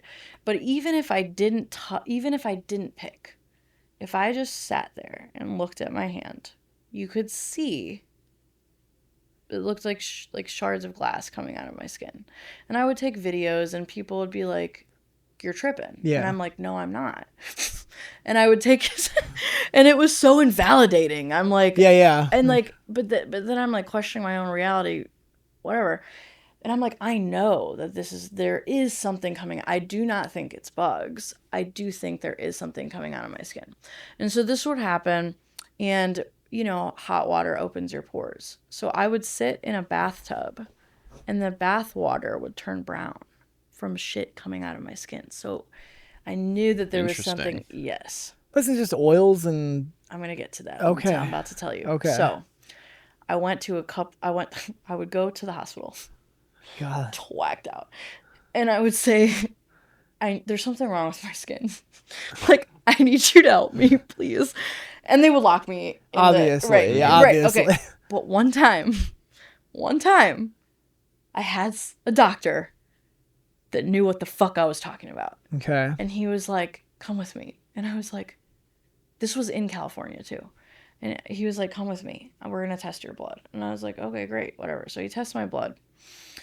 There's something that begins with an L. I forget what it's called. It's used to deworm horses. They put it in meth and cocaine because it passes a purity test. Okay. Anyway, so that metabolizes in your body as a stimulant. So it actually makes the meth feel more powerful. It makes the coke feel more powerful. It put in crack, makes the crack feel more powerful. Perfect cut. Yeah, perfect cut. Yeah.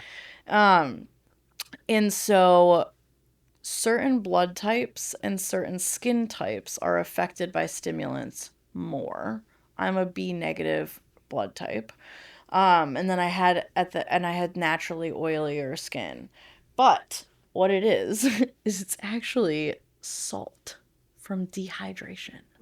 So if you drink a lot of water on uppers, you're okay. You should be kind of okay. If you're somewhat healthy and you're able to eat and drink and sleep on uppers, then you're fine. And I do know a lot of people that are somehow able to do that. I was not one of those people. Yeah, me neither. I was not one of those people. I'm not thinking about eating. Couldn't eat, couldn't sleep. Nothing. That's why I hated the it. thought of food. That's why I hated it. Yeah, I couldn't even. It was really hard for me to even swallow water or my own spit. Like I've experienced stuff coming out of my eyeballs, like salt coming out of my eyeballs. What's my it lips, look my like? tongue. Is it like It tiny looks crystallized like salt in a? Yeah, like in a snow truck or whatever. Yeah. That's what it looks like, but a little bit smaller. So like a small a salt shaker. Yeah. Wow. That's what it looks like, and it comes out of your skin, and that's where the mystery of meth bugs comes. Huh. Like this is why people think, because when you're awake for days, it looks like bugs. Yeah. So that's how that whole thing came to be. But it is good to know. It is real. It's real, and it's salt, and it is coming out of your pores. Your body is rejecting the chemical, and you're so dehydrated. That's like this is what. Yes. That's wild. That's why when like a lot of really serious like meth addicts can like drink their own pee and get high again. Have you heard of that? No. You've never heard of that? I don't know where the fuck I went to school, but no, I didn't hear that. I don't know if I would have tried it. I probably also would've. like make it a point to know everything. Yeah. That I am putting in my body. Good Like for I you. like fucking research that shit. Yeah, like, I ain't fact checking yeah. nothing. I'm just coming like there. I'm doing take your like word I for had it. like testing kits. I had fucking like I've done every designer drug and research chemical, like all of the things, to not have it show up on drug tests, like different. Damn. Like I could have been a fucking chemist, bro. I Yeah. had a friend that made LSD, like whatever. I mean, crazy shit. But yeah, so I didn't know all of that for like years, and I just kept doing meth because it was just there. And I'm like, I don't even like it, but it's there. And I like that initial rush. And that was it. But then he was missing. So I'm going back to my story. So, so back to the story. So, like, he's missing. We got kicked out of the trap house that, is getting raided. He's still missing. I'm living in a hotel, tripping with the one girl. Anyway, I find him. I don't find him. I don't find him. I get a call, and it's a collect call. From jail. Yep. And so then I go and I visit him in jail behind the little thing or whatever, and like he tells me the story. He believed he got assault on an elderly or something, breaking and entering, crazy shit, and so he believed that the world was going into a war or something. Oh boy. Like it was like he's out there. It was an insanely in-depth delusion. And so he was found in someone's house, like under their counter with like pots and pans, So he's like bunker ready, mode. yeah, like ready for battle. Wow. And like I guess when they came in, Imagine he that. must have got scared and like assaulted them. I don't know, but they felt bad for him. They didn't want to press the charges, but the state picked it up. did. So he Yeah. got sentenced to only 6 months, actually, which is not that It's bad. not that bad. But Yeah, it could have been a lot worse. in a California prison, Yeah. which they're rougher. A lot rougher, yeah. Yeah, but he was at like not a super high security one. So he ended up doing 6 months. So now I'm really alone. I've lost my other half. He's in jail. I am still currently a stripper. I'm addicted to meth. Oh, not meth, sorry. I'm addicted to heroin. I'm doing meth here and there. I've got like fucking some open wounds on me. Like I had fucking abscess. Like I almost had to have my arm cut off. Like I had certain vein, like I had a vein for meth and a vein for heroin. Like I had different veins designated to different. Like it just absolutely insane. Yeah, that is insane. And, but so this woman, and it was like I didn't have much of a choice on people to be around, so I had no choice but to trust the people I was with because they were all I had. And so yeah, the mama woman, it all starts small. Like we had already built this relationship for 6 months, this trust, this friendship. Like we're hanging out, like we're getting drinks, like we're kicking it. It's like a big slumber party in a hotel every day. Like, and the other girl and I fell out because she's a snake. She stole my drugs, and I don't even know what the fuck happened. But so then it was just me and Mama basically. And there was a couple different experiences where we would hang out with those other little gangbangers whose parents were the cartel, and like things started to come together more and more for me as to like who I was really around. But I was just like, yeah, whatever. Like, I'm so hard. So like, and so it started off like, Mickey, I think that you could make more money if we set up some private parties here. Then you wouldn't have to go to the strip club anymore. You could just have people come to you, and it could be like a private party. And and you're just dancing. And like, that is what she said. And I believed her because I had built a trust with her. I'm also bisexual, and there might have been like a attraction there. Yeah.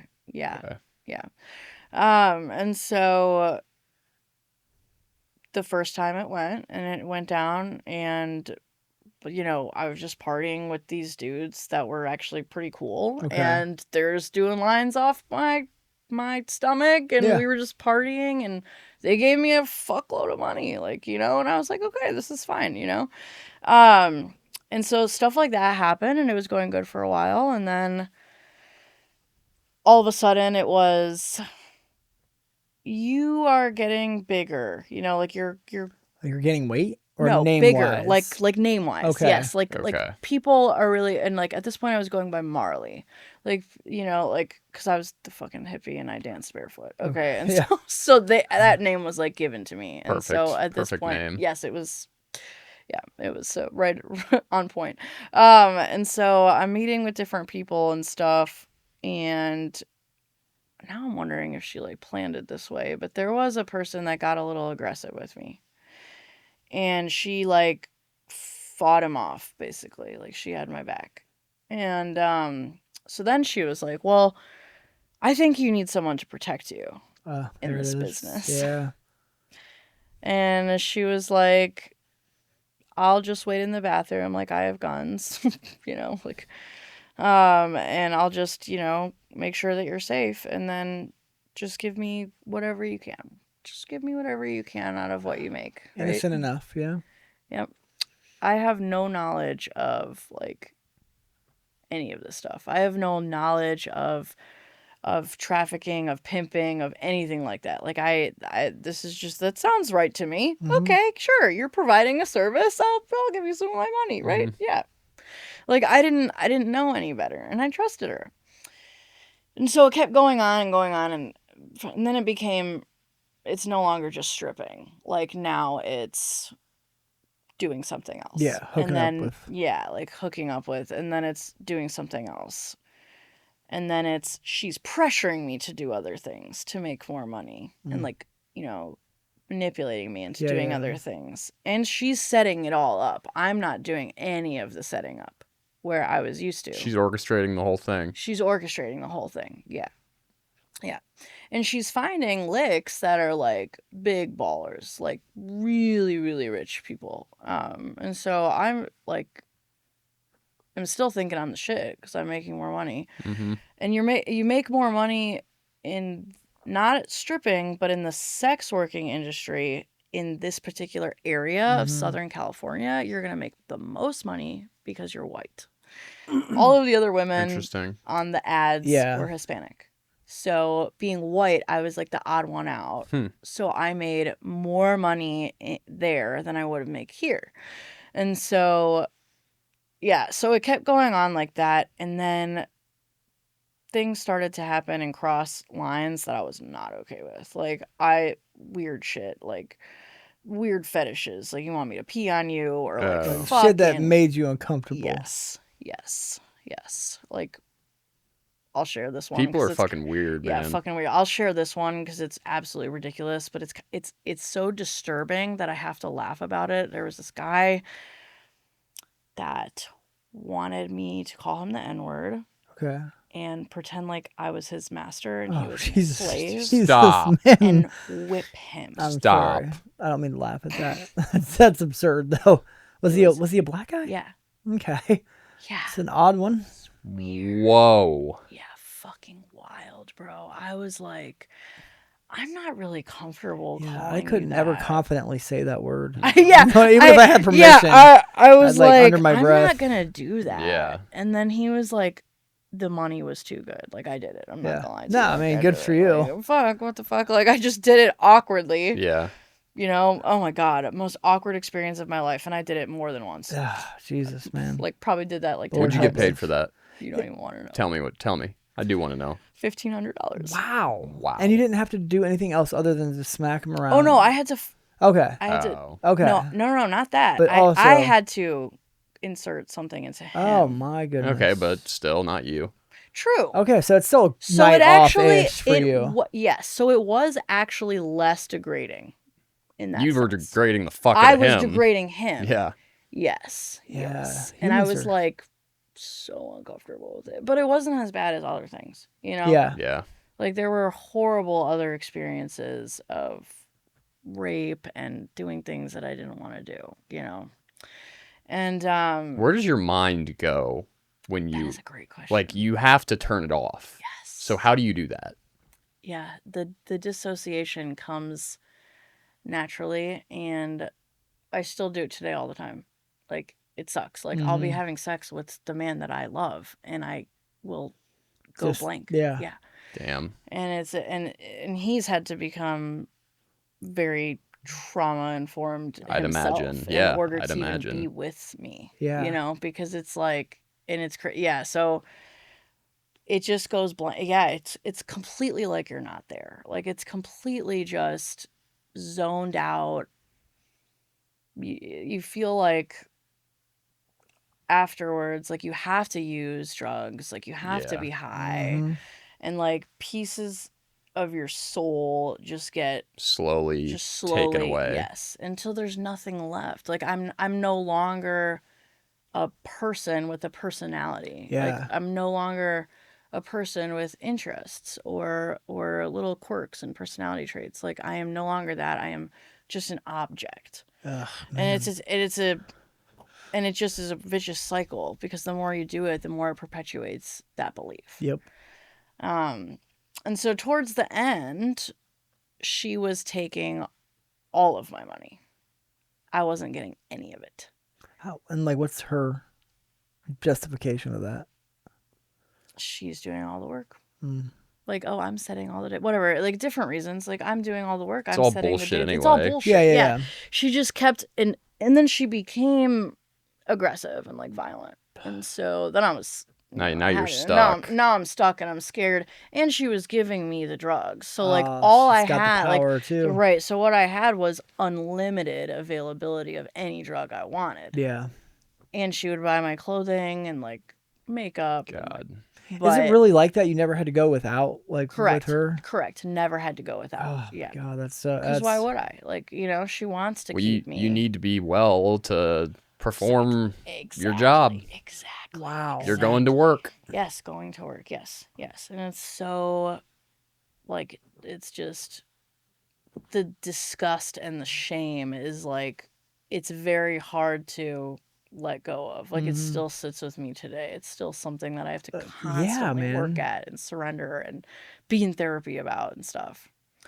And the way that I actually got out of that is kind of like a God wink. Is actually kind of cool. So she sold me to a different person, which I thought was better actually, because I didn't have to sleep with multiple people. It was just the one. Okay. And then he bought me for like a large amount of money, and then I never saw her again, and I never had to see her again, and it was just like this done deal, this like transaction. And he was an addict but very, very wealthy, and I lived with him in downtown San Diego, and he was very nice. I mean, he was very nice, and he still gave me all the drugs I wanted, and he used meth and like whatever, and got me anything I wanted, but I was a prisoner.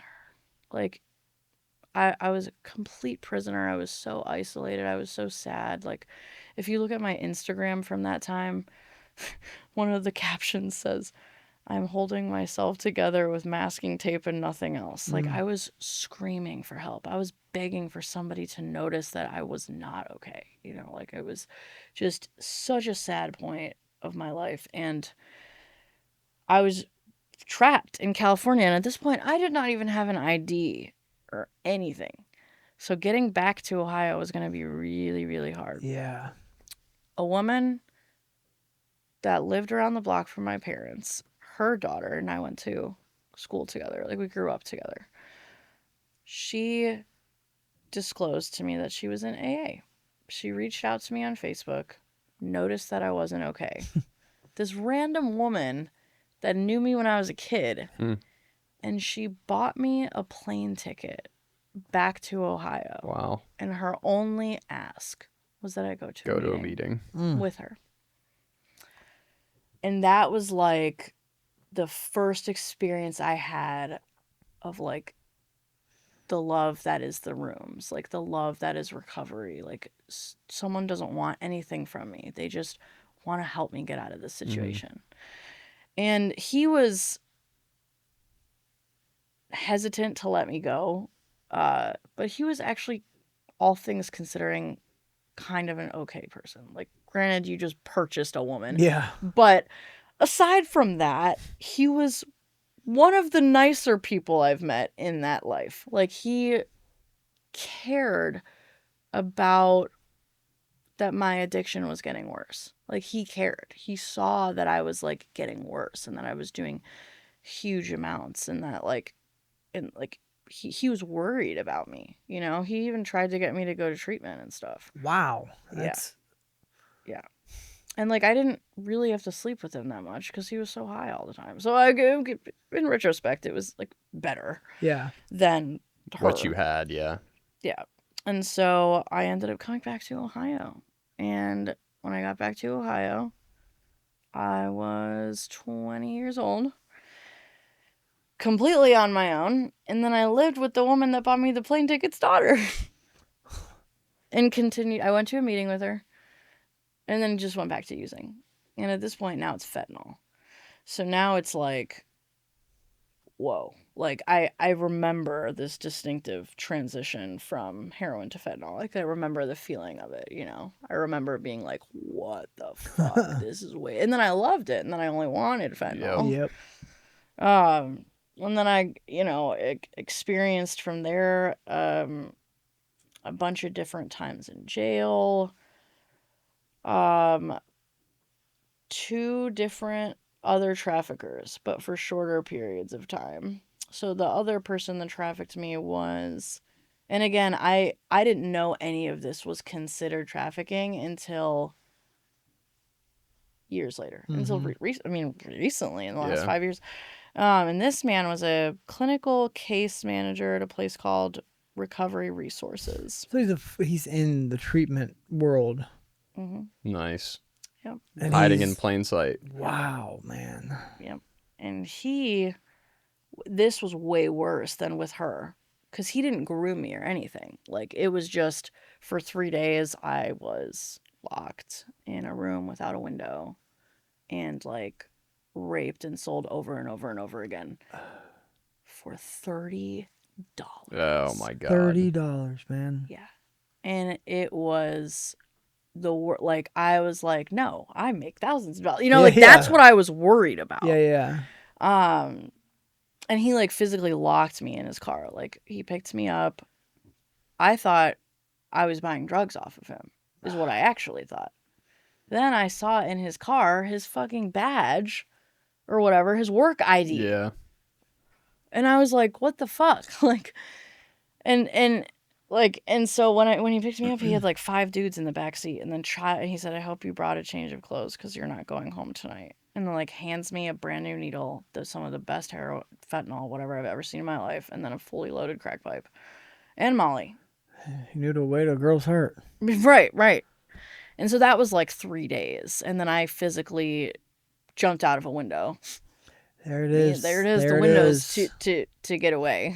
It's time to freedom. Yes. Damn, have you seen that movie? That's a good movie. I know. Oh my god, it's about trafficking too, ironically, and it's a real story. It's Wow. so good. You have to watch it. So for 3 days, this is what's happening to you. Yeah, I think it was 3 days. I don't know because it's all a blur. Jesus. I think it was around there, and it was a bunch of different people, just in and out, in and out. It was more people in those 3 days than ever in my entire life. Like, it was fucking. Jeez. How do you make your way to the window? How do you get to a window to jump out of? I had to break it. Jeez. So there's a window in the room just covered up. Yeah, that was like the only one. Man. Yeah. And where's this at? Where's a place like this at? West side of Cleveland. Ah. Always the west side, right? Yeah, I know. Like West side's I everywhere. don't know a good west side anywhere. Yeah, fucking crazy.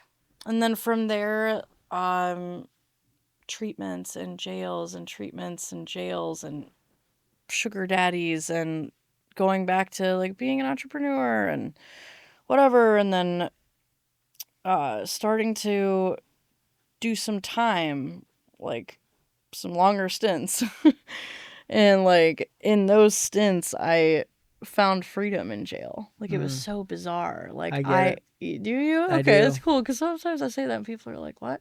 And I'm like, no, dude. When I was in jail, I learned how to feel my feelings. Yeah. And I was playing spades, just talking shit. And, like, I laughed for the first time.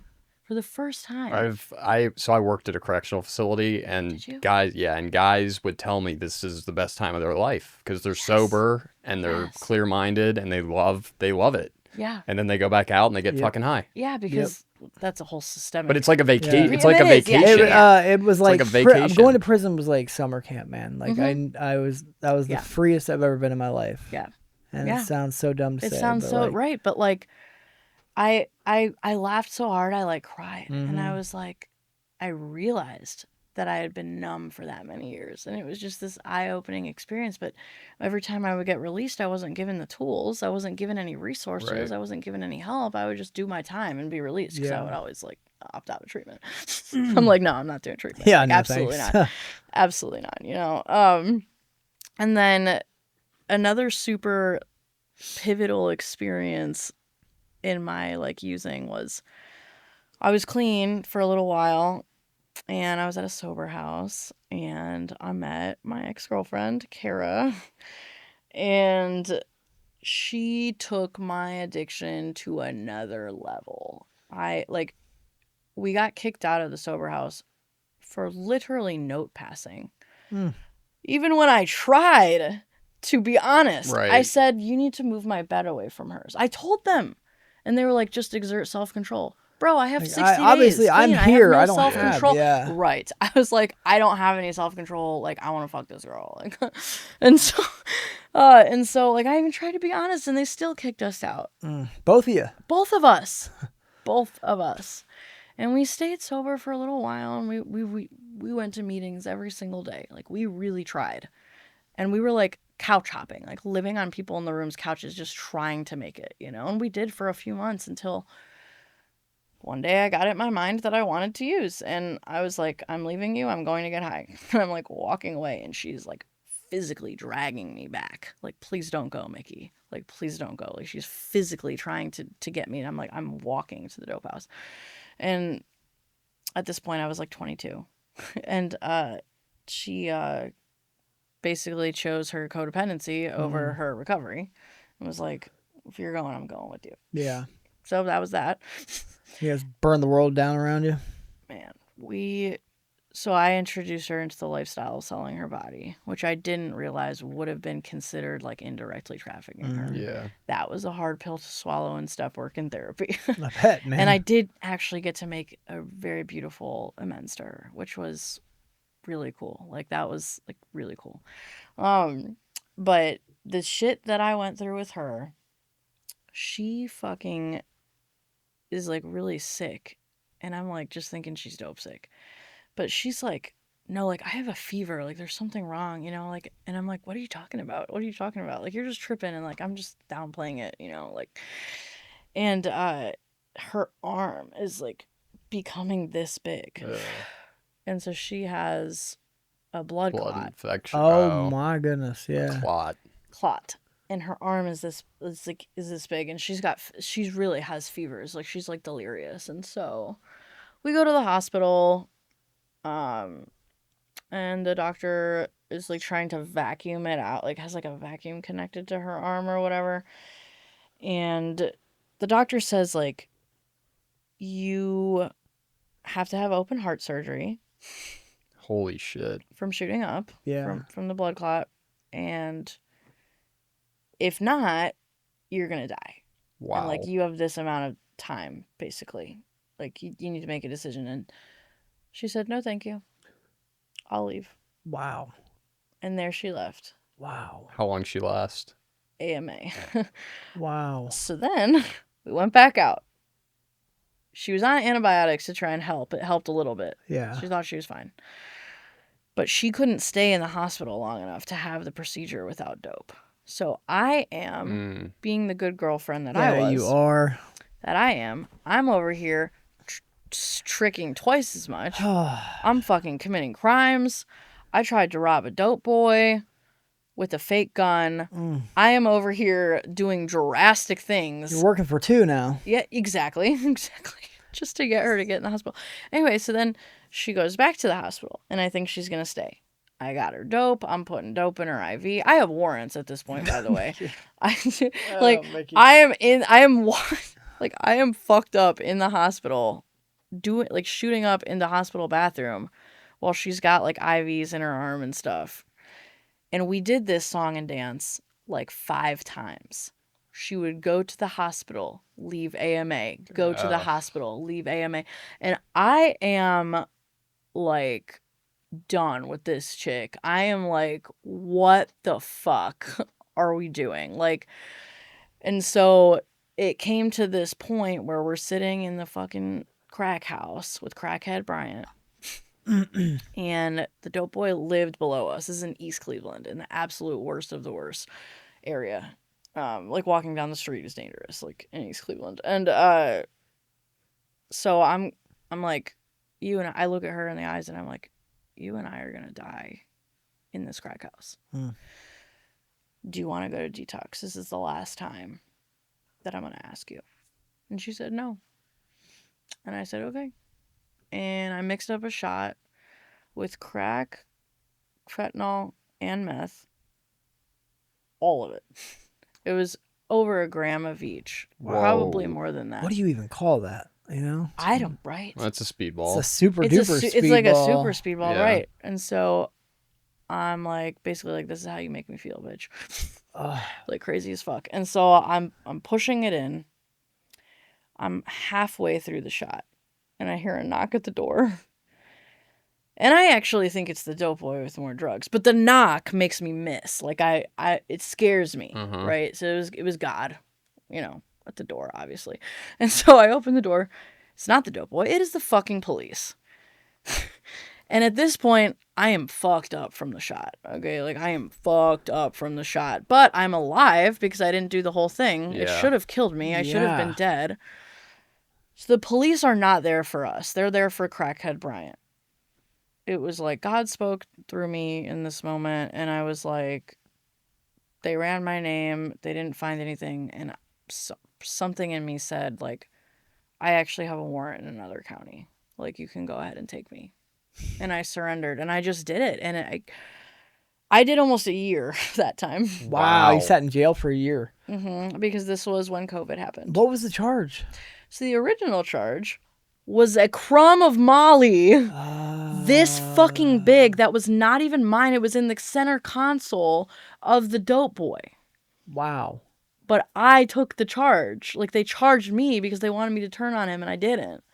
So it started off as aggravated possession of an amphetamine, Molly. I don't know why the fuck it's aggravated. How's that? I don't know. I guess if it's an amphetamine, it's automatically aggravated. I was like, was I angry when I bought the drugs? I don't know. Yeah.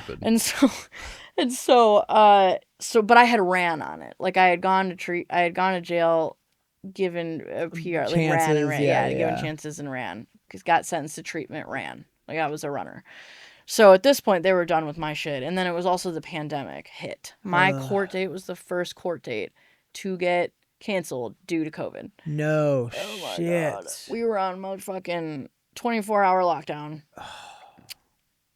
Fucking, like, it was like we were being punished. Like, we weren't allowed to, like, one person had to come out to take a shower and have an hour of time out of their cell and then go back into the cell. It was absolutely terrible.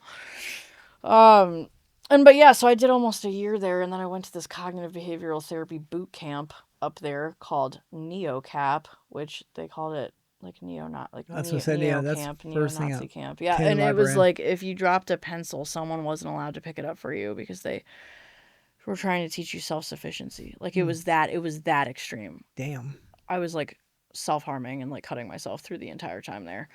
Man. And that was because I didn't know what to do with my emotions, and they were not helping me process trauma at all. It was a level 1 prison, but it was a cognitive behavioral therapy boot camp. Right. It was, in itself, was like a traumatic experience. Yeah, that sounds like trauma. It was horrible, yes. And so then I'll fast forward because the rest of it is just in and out and all of the crazy shit. Kara lived, my ex-girlfriend. She did live. Because I went to jail. Like, I wholeheartedly believe that if I didn't separate myself from her, if I didn't go to jail, we would have both been dead. Wow. Like, she's alive and she's sober today.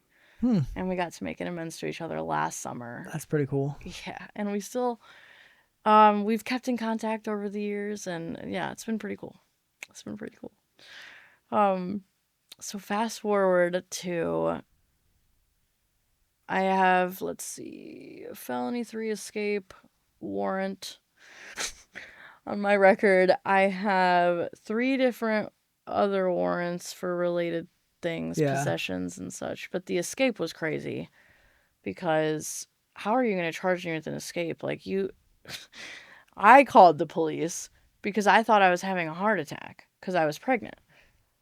And I found out I was pregnant because I got arrested. And like they did whatever. I got arrested because I was working at Speedway, and the baby's father was having me steal cartons of cigarettes. And then I would do it not on camera and then take it out to the trash. And like, I'm talking like... So you're working at Speedway? I was working there. Okay. Yes. Working there, smoking crack, fucking shooting dope, going back out to the register, checking people out. Crazy. And he was out there boosting. So those were like our hustles. But anyway, so I was stealing Newports and then selling them to the Arab stores. Yeah. Yeah. And so anyway, they started to catch on. So I probably owe that Speedway like $10,000 probably. Damn, because just of how much Newports. Yeah. And we would get like $90 about for a carton. Yeah. So Wow. I was stealing about 2 to 3 cartons a day. Damn. And never... As long as you're not on camera, they can't really do shit. No, they couldn't.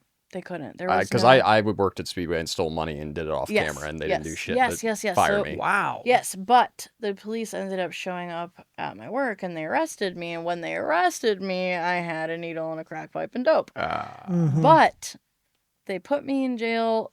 The standard procedure is to give you a pregnancy test because you have to go through that scanner. So they every time when you get arrested, they give you a pregnancy test. So they give me a pregnancy test, and I'm like, what the fuck? Like, I haven't had a period in years. In years. Like, there's no way that I'm pregnant. Whatever. I am with another abusive dude. Oh, girlfriend. Yes. And so I'm like, if I'm pregnant, you have to release me. I have this many drugs in my system. The baby will die. I will withdraw, and the baby will die. They released me. I was like, shut the fuck up. Wow. That worked. Yeah, they released me, and the other county that I had the Other charge. like, They're like, no, we're good. I didn't have the escape yet. But yeah, they were like, now we don't want to come and get her. I was like, wow, this never happens. Anyway, so I go back to the streets. Me and dude are living in a bando. Or no, we were still at his aunt's house. We were still living in his aunt's house. We weren't completely homeless yet. And so at this point, I knew I was pregnant. I couldn't stop. I thought that if I kept using, it would just go away. Delusional. I don't know what I thought. And so we're smoking crack, and I think I'm having a heart attack. So I call 911. And then I hang up because I was like, I shouldn't have done that. Maybe I shouldn't have done that. Whatever. Too late. So, yeah, too late. Yeah, so they're there. They show up with like 5 police cards. Like, you would think I'm a murderer. Yep. Like, it was so extreme. And they put me in handcuffs and everything. And like, they don't even like ask me if I'm okay. Like, turn around. They're just like, oh, you have a warrant. Like, I'm like, oh, okay, thanks. What about my heart attack, sir? Yeah. Right. They probably just thought I was tripping. But anyway, and I may have been, but I did actually have a heart murmur. So they take me to the hospital. I have no recollection of any of this because truly the amount of crack that I could not see straight. Like, I truly thought I was having a heart attack. Like, my vision was like this. And I'm in the hospital, and I'm like shackled and stuff to the bed, and there's 2 police officers there. Anyway, they show up with a piece of paper that I guess was a furlough. So the furlough is where I don't even know what, because I couldn't read it, but it's basically like I signed it, and then I was supposed to turn myself in when I was done at the hospital. Yeah, you stay out of jail. I'll get right that's on what a that. furlough is, yeah. I was like... So normally furloughs come when you're already incarcerated. Exactly, but they had already incarcerated me, basically. Okay. Yeah, I mean, they arrested you, and then the plan was to go to the jail. Right. So they gave you the furlough in the hospital. Yeah. Right. Okay, right. So I was like, oh, they said turn yourself in when you're done in another county that's 45 minutes away. And I'm dope sick? Yeah, right. So I fucking am in the hospital, and I thought about getting clean in this moment. I did. I was like, yeah, I should get clean. Like, I should. Like, whatever. Like, I started to have some moments of whatever. But then they were not giving me Suboxone or anything. They were not helping me at all. They were just monitoring my heart because I had a heart murmur. I'm like, wow, fuck you guys. So I did complete my stay at the hospital. They basically were like, here, go see this doctor when you're 24 hours in withdrawal, and we'll give you a Suboxone. And that was like their idea of treatment. Yeah. They could not actually refer me to any treatment centers because I was a liability because I was pregnant. And I called every treatment center. None of them would take me pregnant. None of them would. Damn. And so this is the moment that changed my life for me. I was sitting in the bando. He was out boosting. Like, I was smoking crack. I hadn't showered in weeks. You could scrape I could scrape the dirt off my arm. I was like just dead inside, and everything I owned I was sleeping on for a bed. Like, we were pissing in bottles and like throwing it out. Yeah, like bad. And I hear a noise, and I think it's either the police or the dope boy, because we had robbed a dope boy with fake money and he wanted to kill us. And like, I was like, this is gonna be bad, whatever. But then it's making a noise again, and so I like turned my lighter on because I didn't even have a phone. I sold the phone to the dope boy. I did not even have a phone. So I am like approaching the sound with like my little lighter, and they're looking at me as 3 raccoons. Oh. With like just these little beady eyes. And like, it was like God used the raccoons to speak to me. Like, God was like, well, what they said to me, like, you're not going to survive a Cleveland winter homeless and pregnant, is what they said. And then they were like, why are you like living like us? Like, you're living like a raccoon. Like, you're living in utter trash. And like, it was like I was also fucked up, but I swear we were having this like telekinesis, like we were talking raccoons, Yeah. you know, like in my mind. And he came home that night and like put his little scrawny arm around me, and we're laying on the floor, and like I knew that the baby would never know him. I knew that he would never be the man that he should be, like never. I knew that. And so the next day I started calling treatment centers, and I called everywhere from Cleveland to Columbus, and Columbus came all the way to fucking Recovery Works, man. Came all the way to Cleveland to pick me up, even let me smoke the rest of my crack and do my dope. Wow. Wow. Damn. Josh, I'm still friends with him to this day. And that's how you got down here. Yes. And we're still friends. He's friends with my fiance, actually. It's so funny, like full circle. Like, damn. And like I see him at meetings, like his now girlfriend and I are friends. Like, it's just so funny, like full circle moments. Wow. And that was October 7th in 2021. That's your clean date? That was my original clean date. Okay. So I had a relapse. I was clean for like 14 months. And in that 14 months, I was working the steps. I did have a sponsor. I successfully got myself off of Suboxone and gave birth to a beautiful, healthy child who still had some Suboxone in her system and had to go to the NICU for a day. But it ended up being okay. Okay. She was fine. Like, she did not have to be given any morphine. Like, it was great. And I was living at the sober house with my baby and cleaning some lady in AA's house to afford rent. Okay. Because I couldn't even work. Like, I'm postpartum, like, whatever. And then I got into a relationship with my rehab romance. Right out of rehab, wanted to get with me pregnant. He cut the cord and everything. Wow. And he already had 3 daughters, one of which was not his, that he adopted from his ex-wife cheating on him. Anyway. Yeah, so super codependent relationship. I thought it was love, but it was codependency, and it was just like that validation. And we were both codependent. We didn't argue or anything like that. So on the surface, it appeared healthy. But what was unhealthy about it was that we were basing, like, I'm going to base how I feel off of how you're feeling. Yeah. Like, it was still very toxic. It just was a new kind of toxic that I thought was healthy. And so we ended up living at my sponsor's house. She lived in this beautiful house in Blacklick. So this was like the lower half of her house. And she rented it out to us for $700 a month. Damn. And we got engaged in the first year of recovery. Oh, girlfriend. Yeah. We wrote songs together. We fucking made art. That's how he got me, was singing Music. Sublime in the treatment center. Okay. He was that guy with the guitar, of course. And so I think everything's okay. Whatever.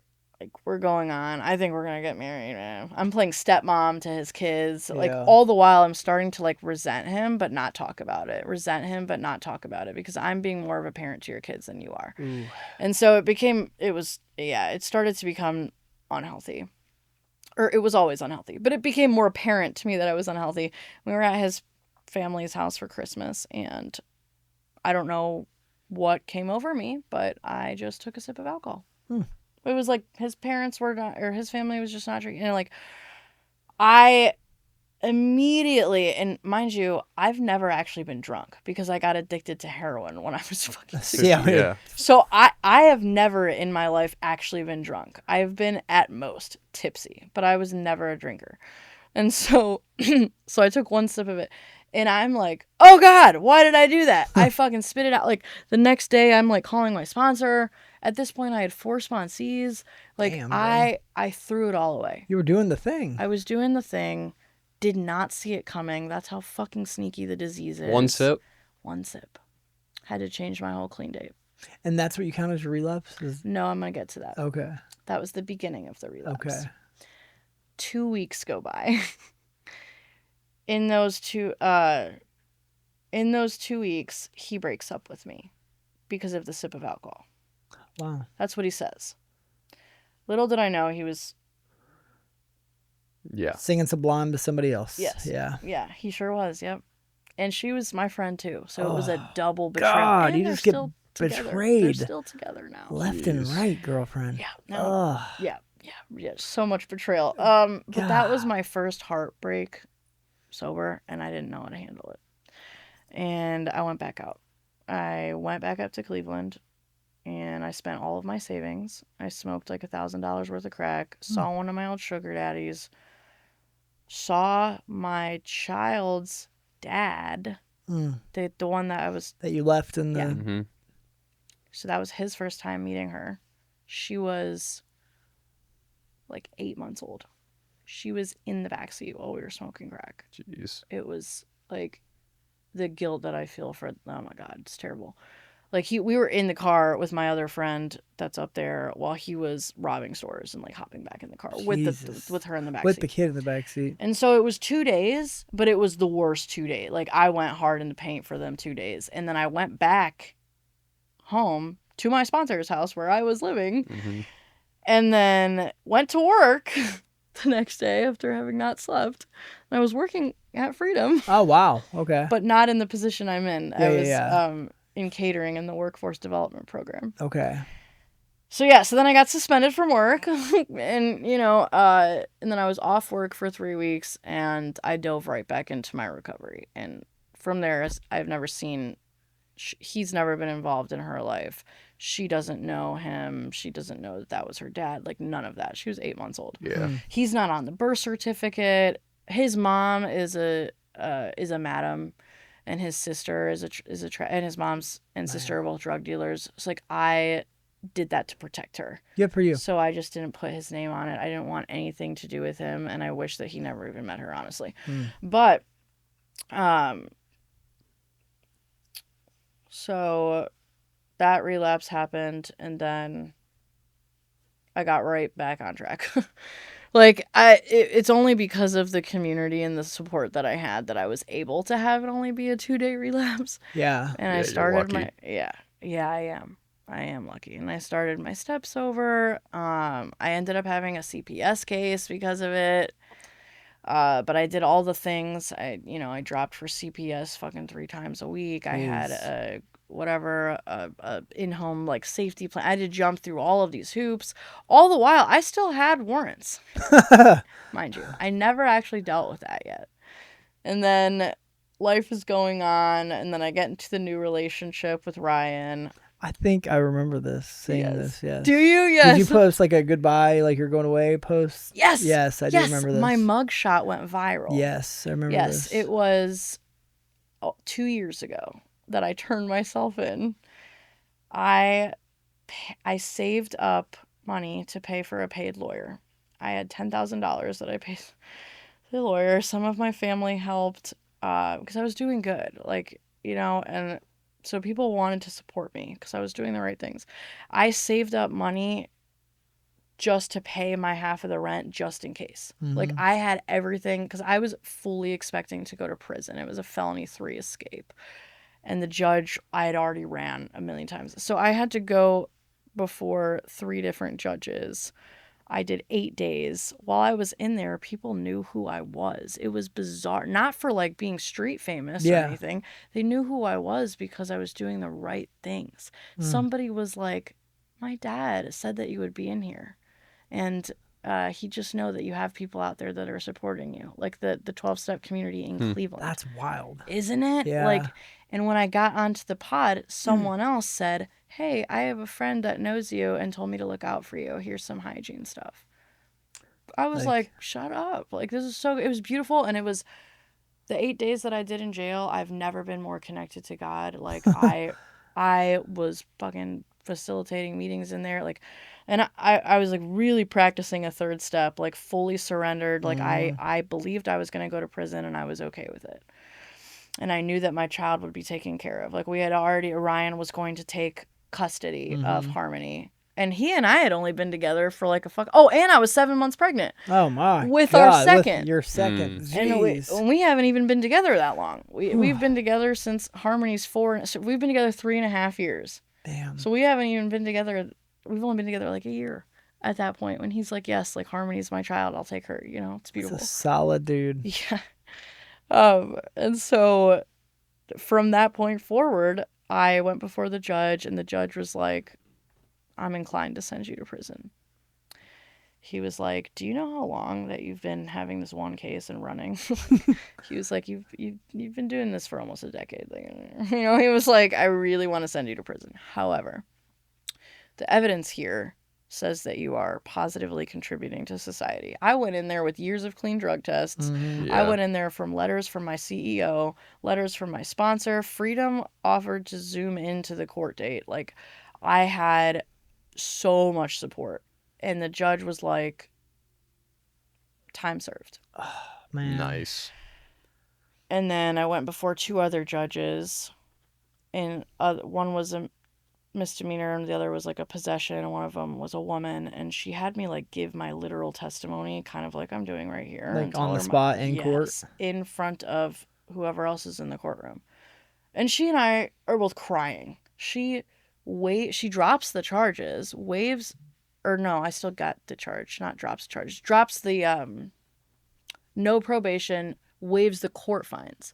No community service. Nice. None of that. And then wants to now partner with me, which is cool because we're expanding to up there. Yeah.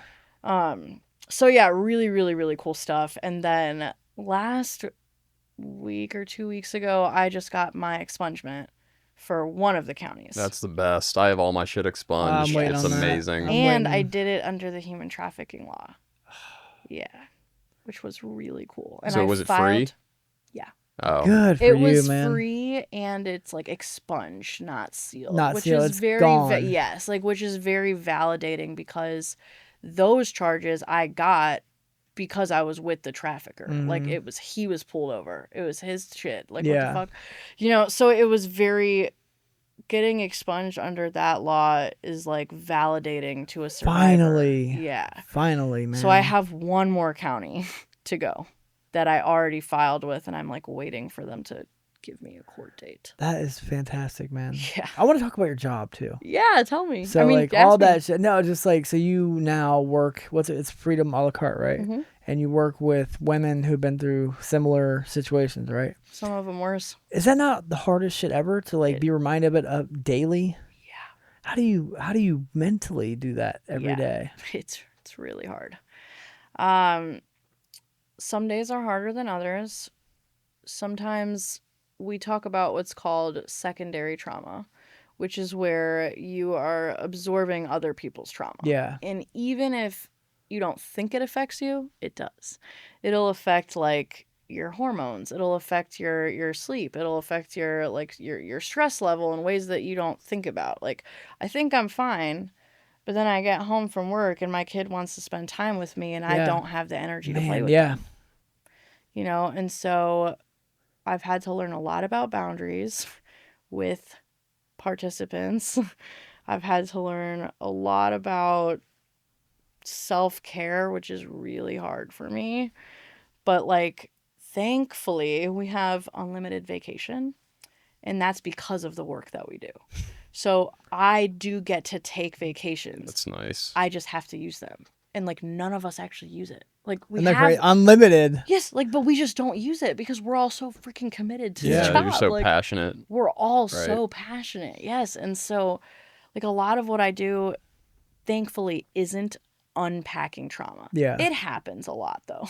Like, we're not crisis intervention, but it happens a lot. Like, where we're like, a butterfly relapses, a butterfly goes back to their trafficker. We have to call the human trafficking task force. So, like, that stuff does happen, but half of the time it's not stressful, and it's how can I help you remove the barriers in your life to getting to where you want to go? Like, do you want your record expunged? Great, I'll walk you through the process. Do you want to get your driver's license? Great, I'll walk you through the process and pay your reinstatement fines. Like, do you want to Get custody of your kids back. Like, what is it? What is your life? What is your plan for your life? And what can freedom do to remove the barriers to getting to where you want to be? And so I have created an entire resource manual from scratch. I have every resource for everything that you could possibly imagine, and I've spent years creating this like living, breathing Google spreadsheet. And like now I'm doing the same thing in Cleveland, which is even more full circle because Yeah. that's where I'm from. That's where you started from, man. Yeah. And I visited my bando. I saw that too. Did you? Yeah, I saw that picture I too. went Yeah. and like stood in front of it and just like, I did that with my sleeping bag that I slept in when I was homeless. I went back and it was still there. It was all trashed and everything, but I Yeah. just stood there. I was like, "Yep." did you like that was my bed. inhale it? Yeah. Yeah, breathe it in. That was my bed. Yeah, I like really wanted to go inside and see if there was raccoons, but I had to stop myself. Yeah. Yeah. Yeah. Girls. You have an amazing story. Thank you. You do. Thank you. And the work you're doing today is amazing as well. So thank you. so much. Thank you guys for having me. Of course. You got it. I'm speechless, man. Yeah. Thank you. Yes, Thank thank you. you. All right.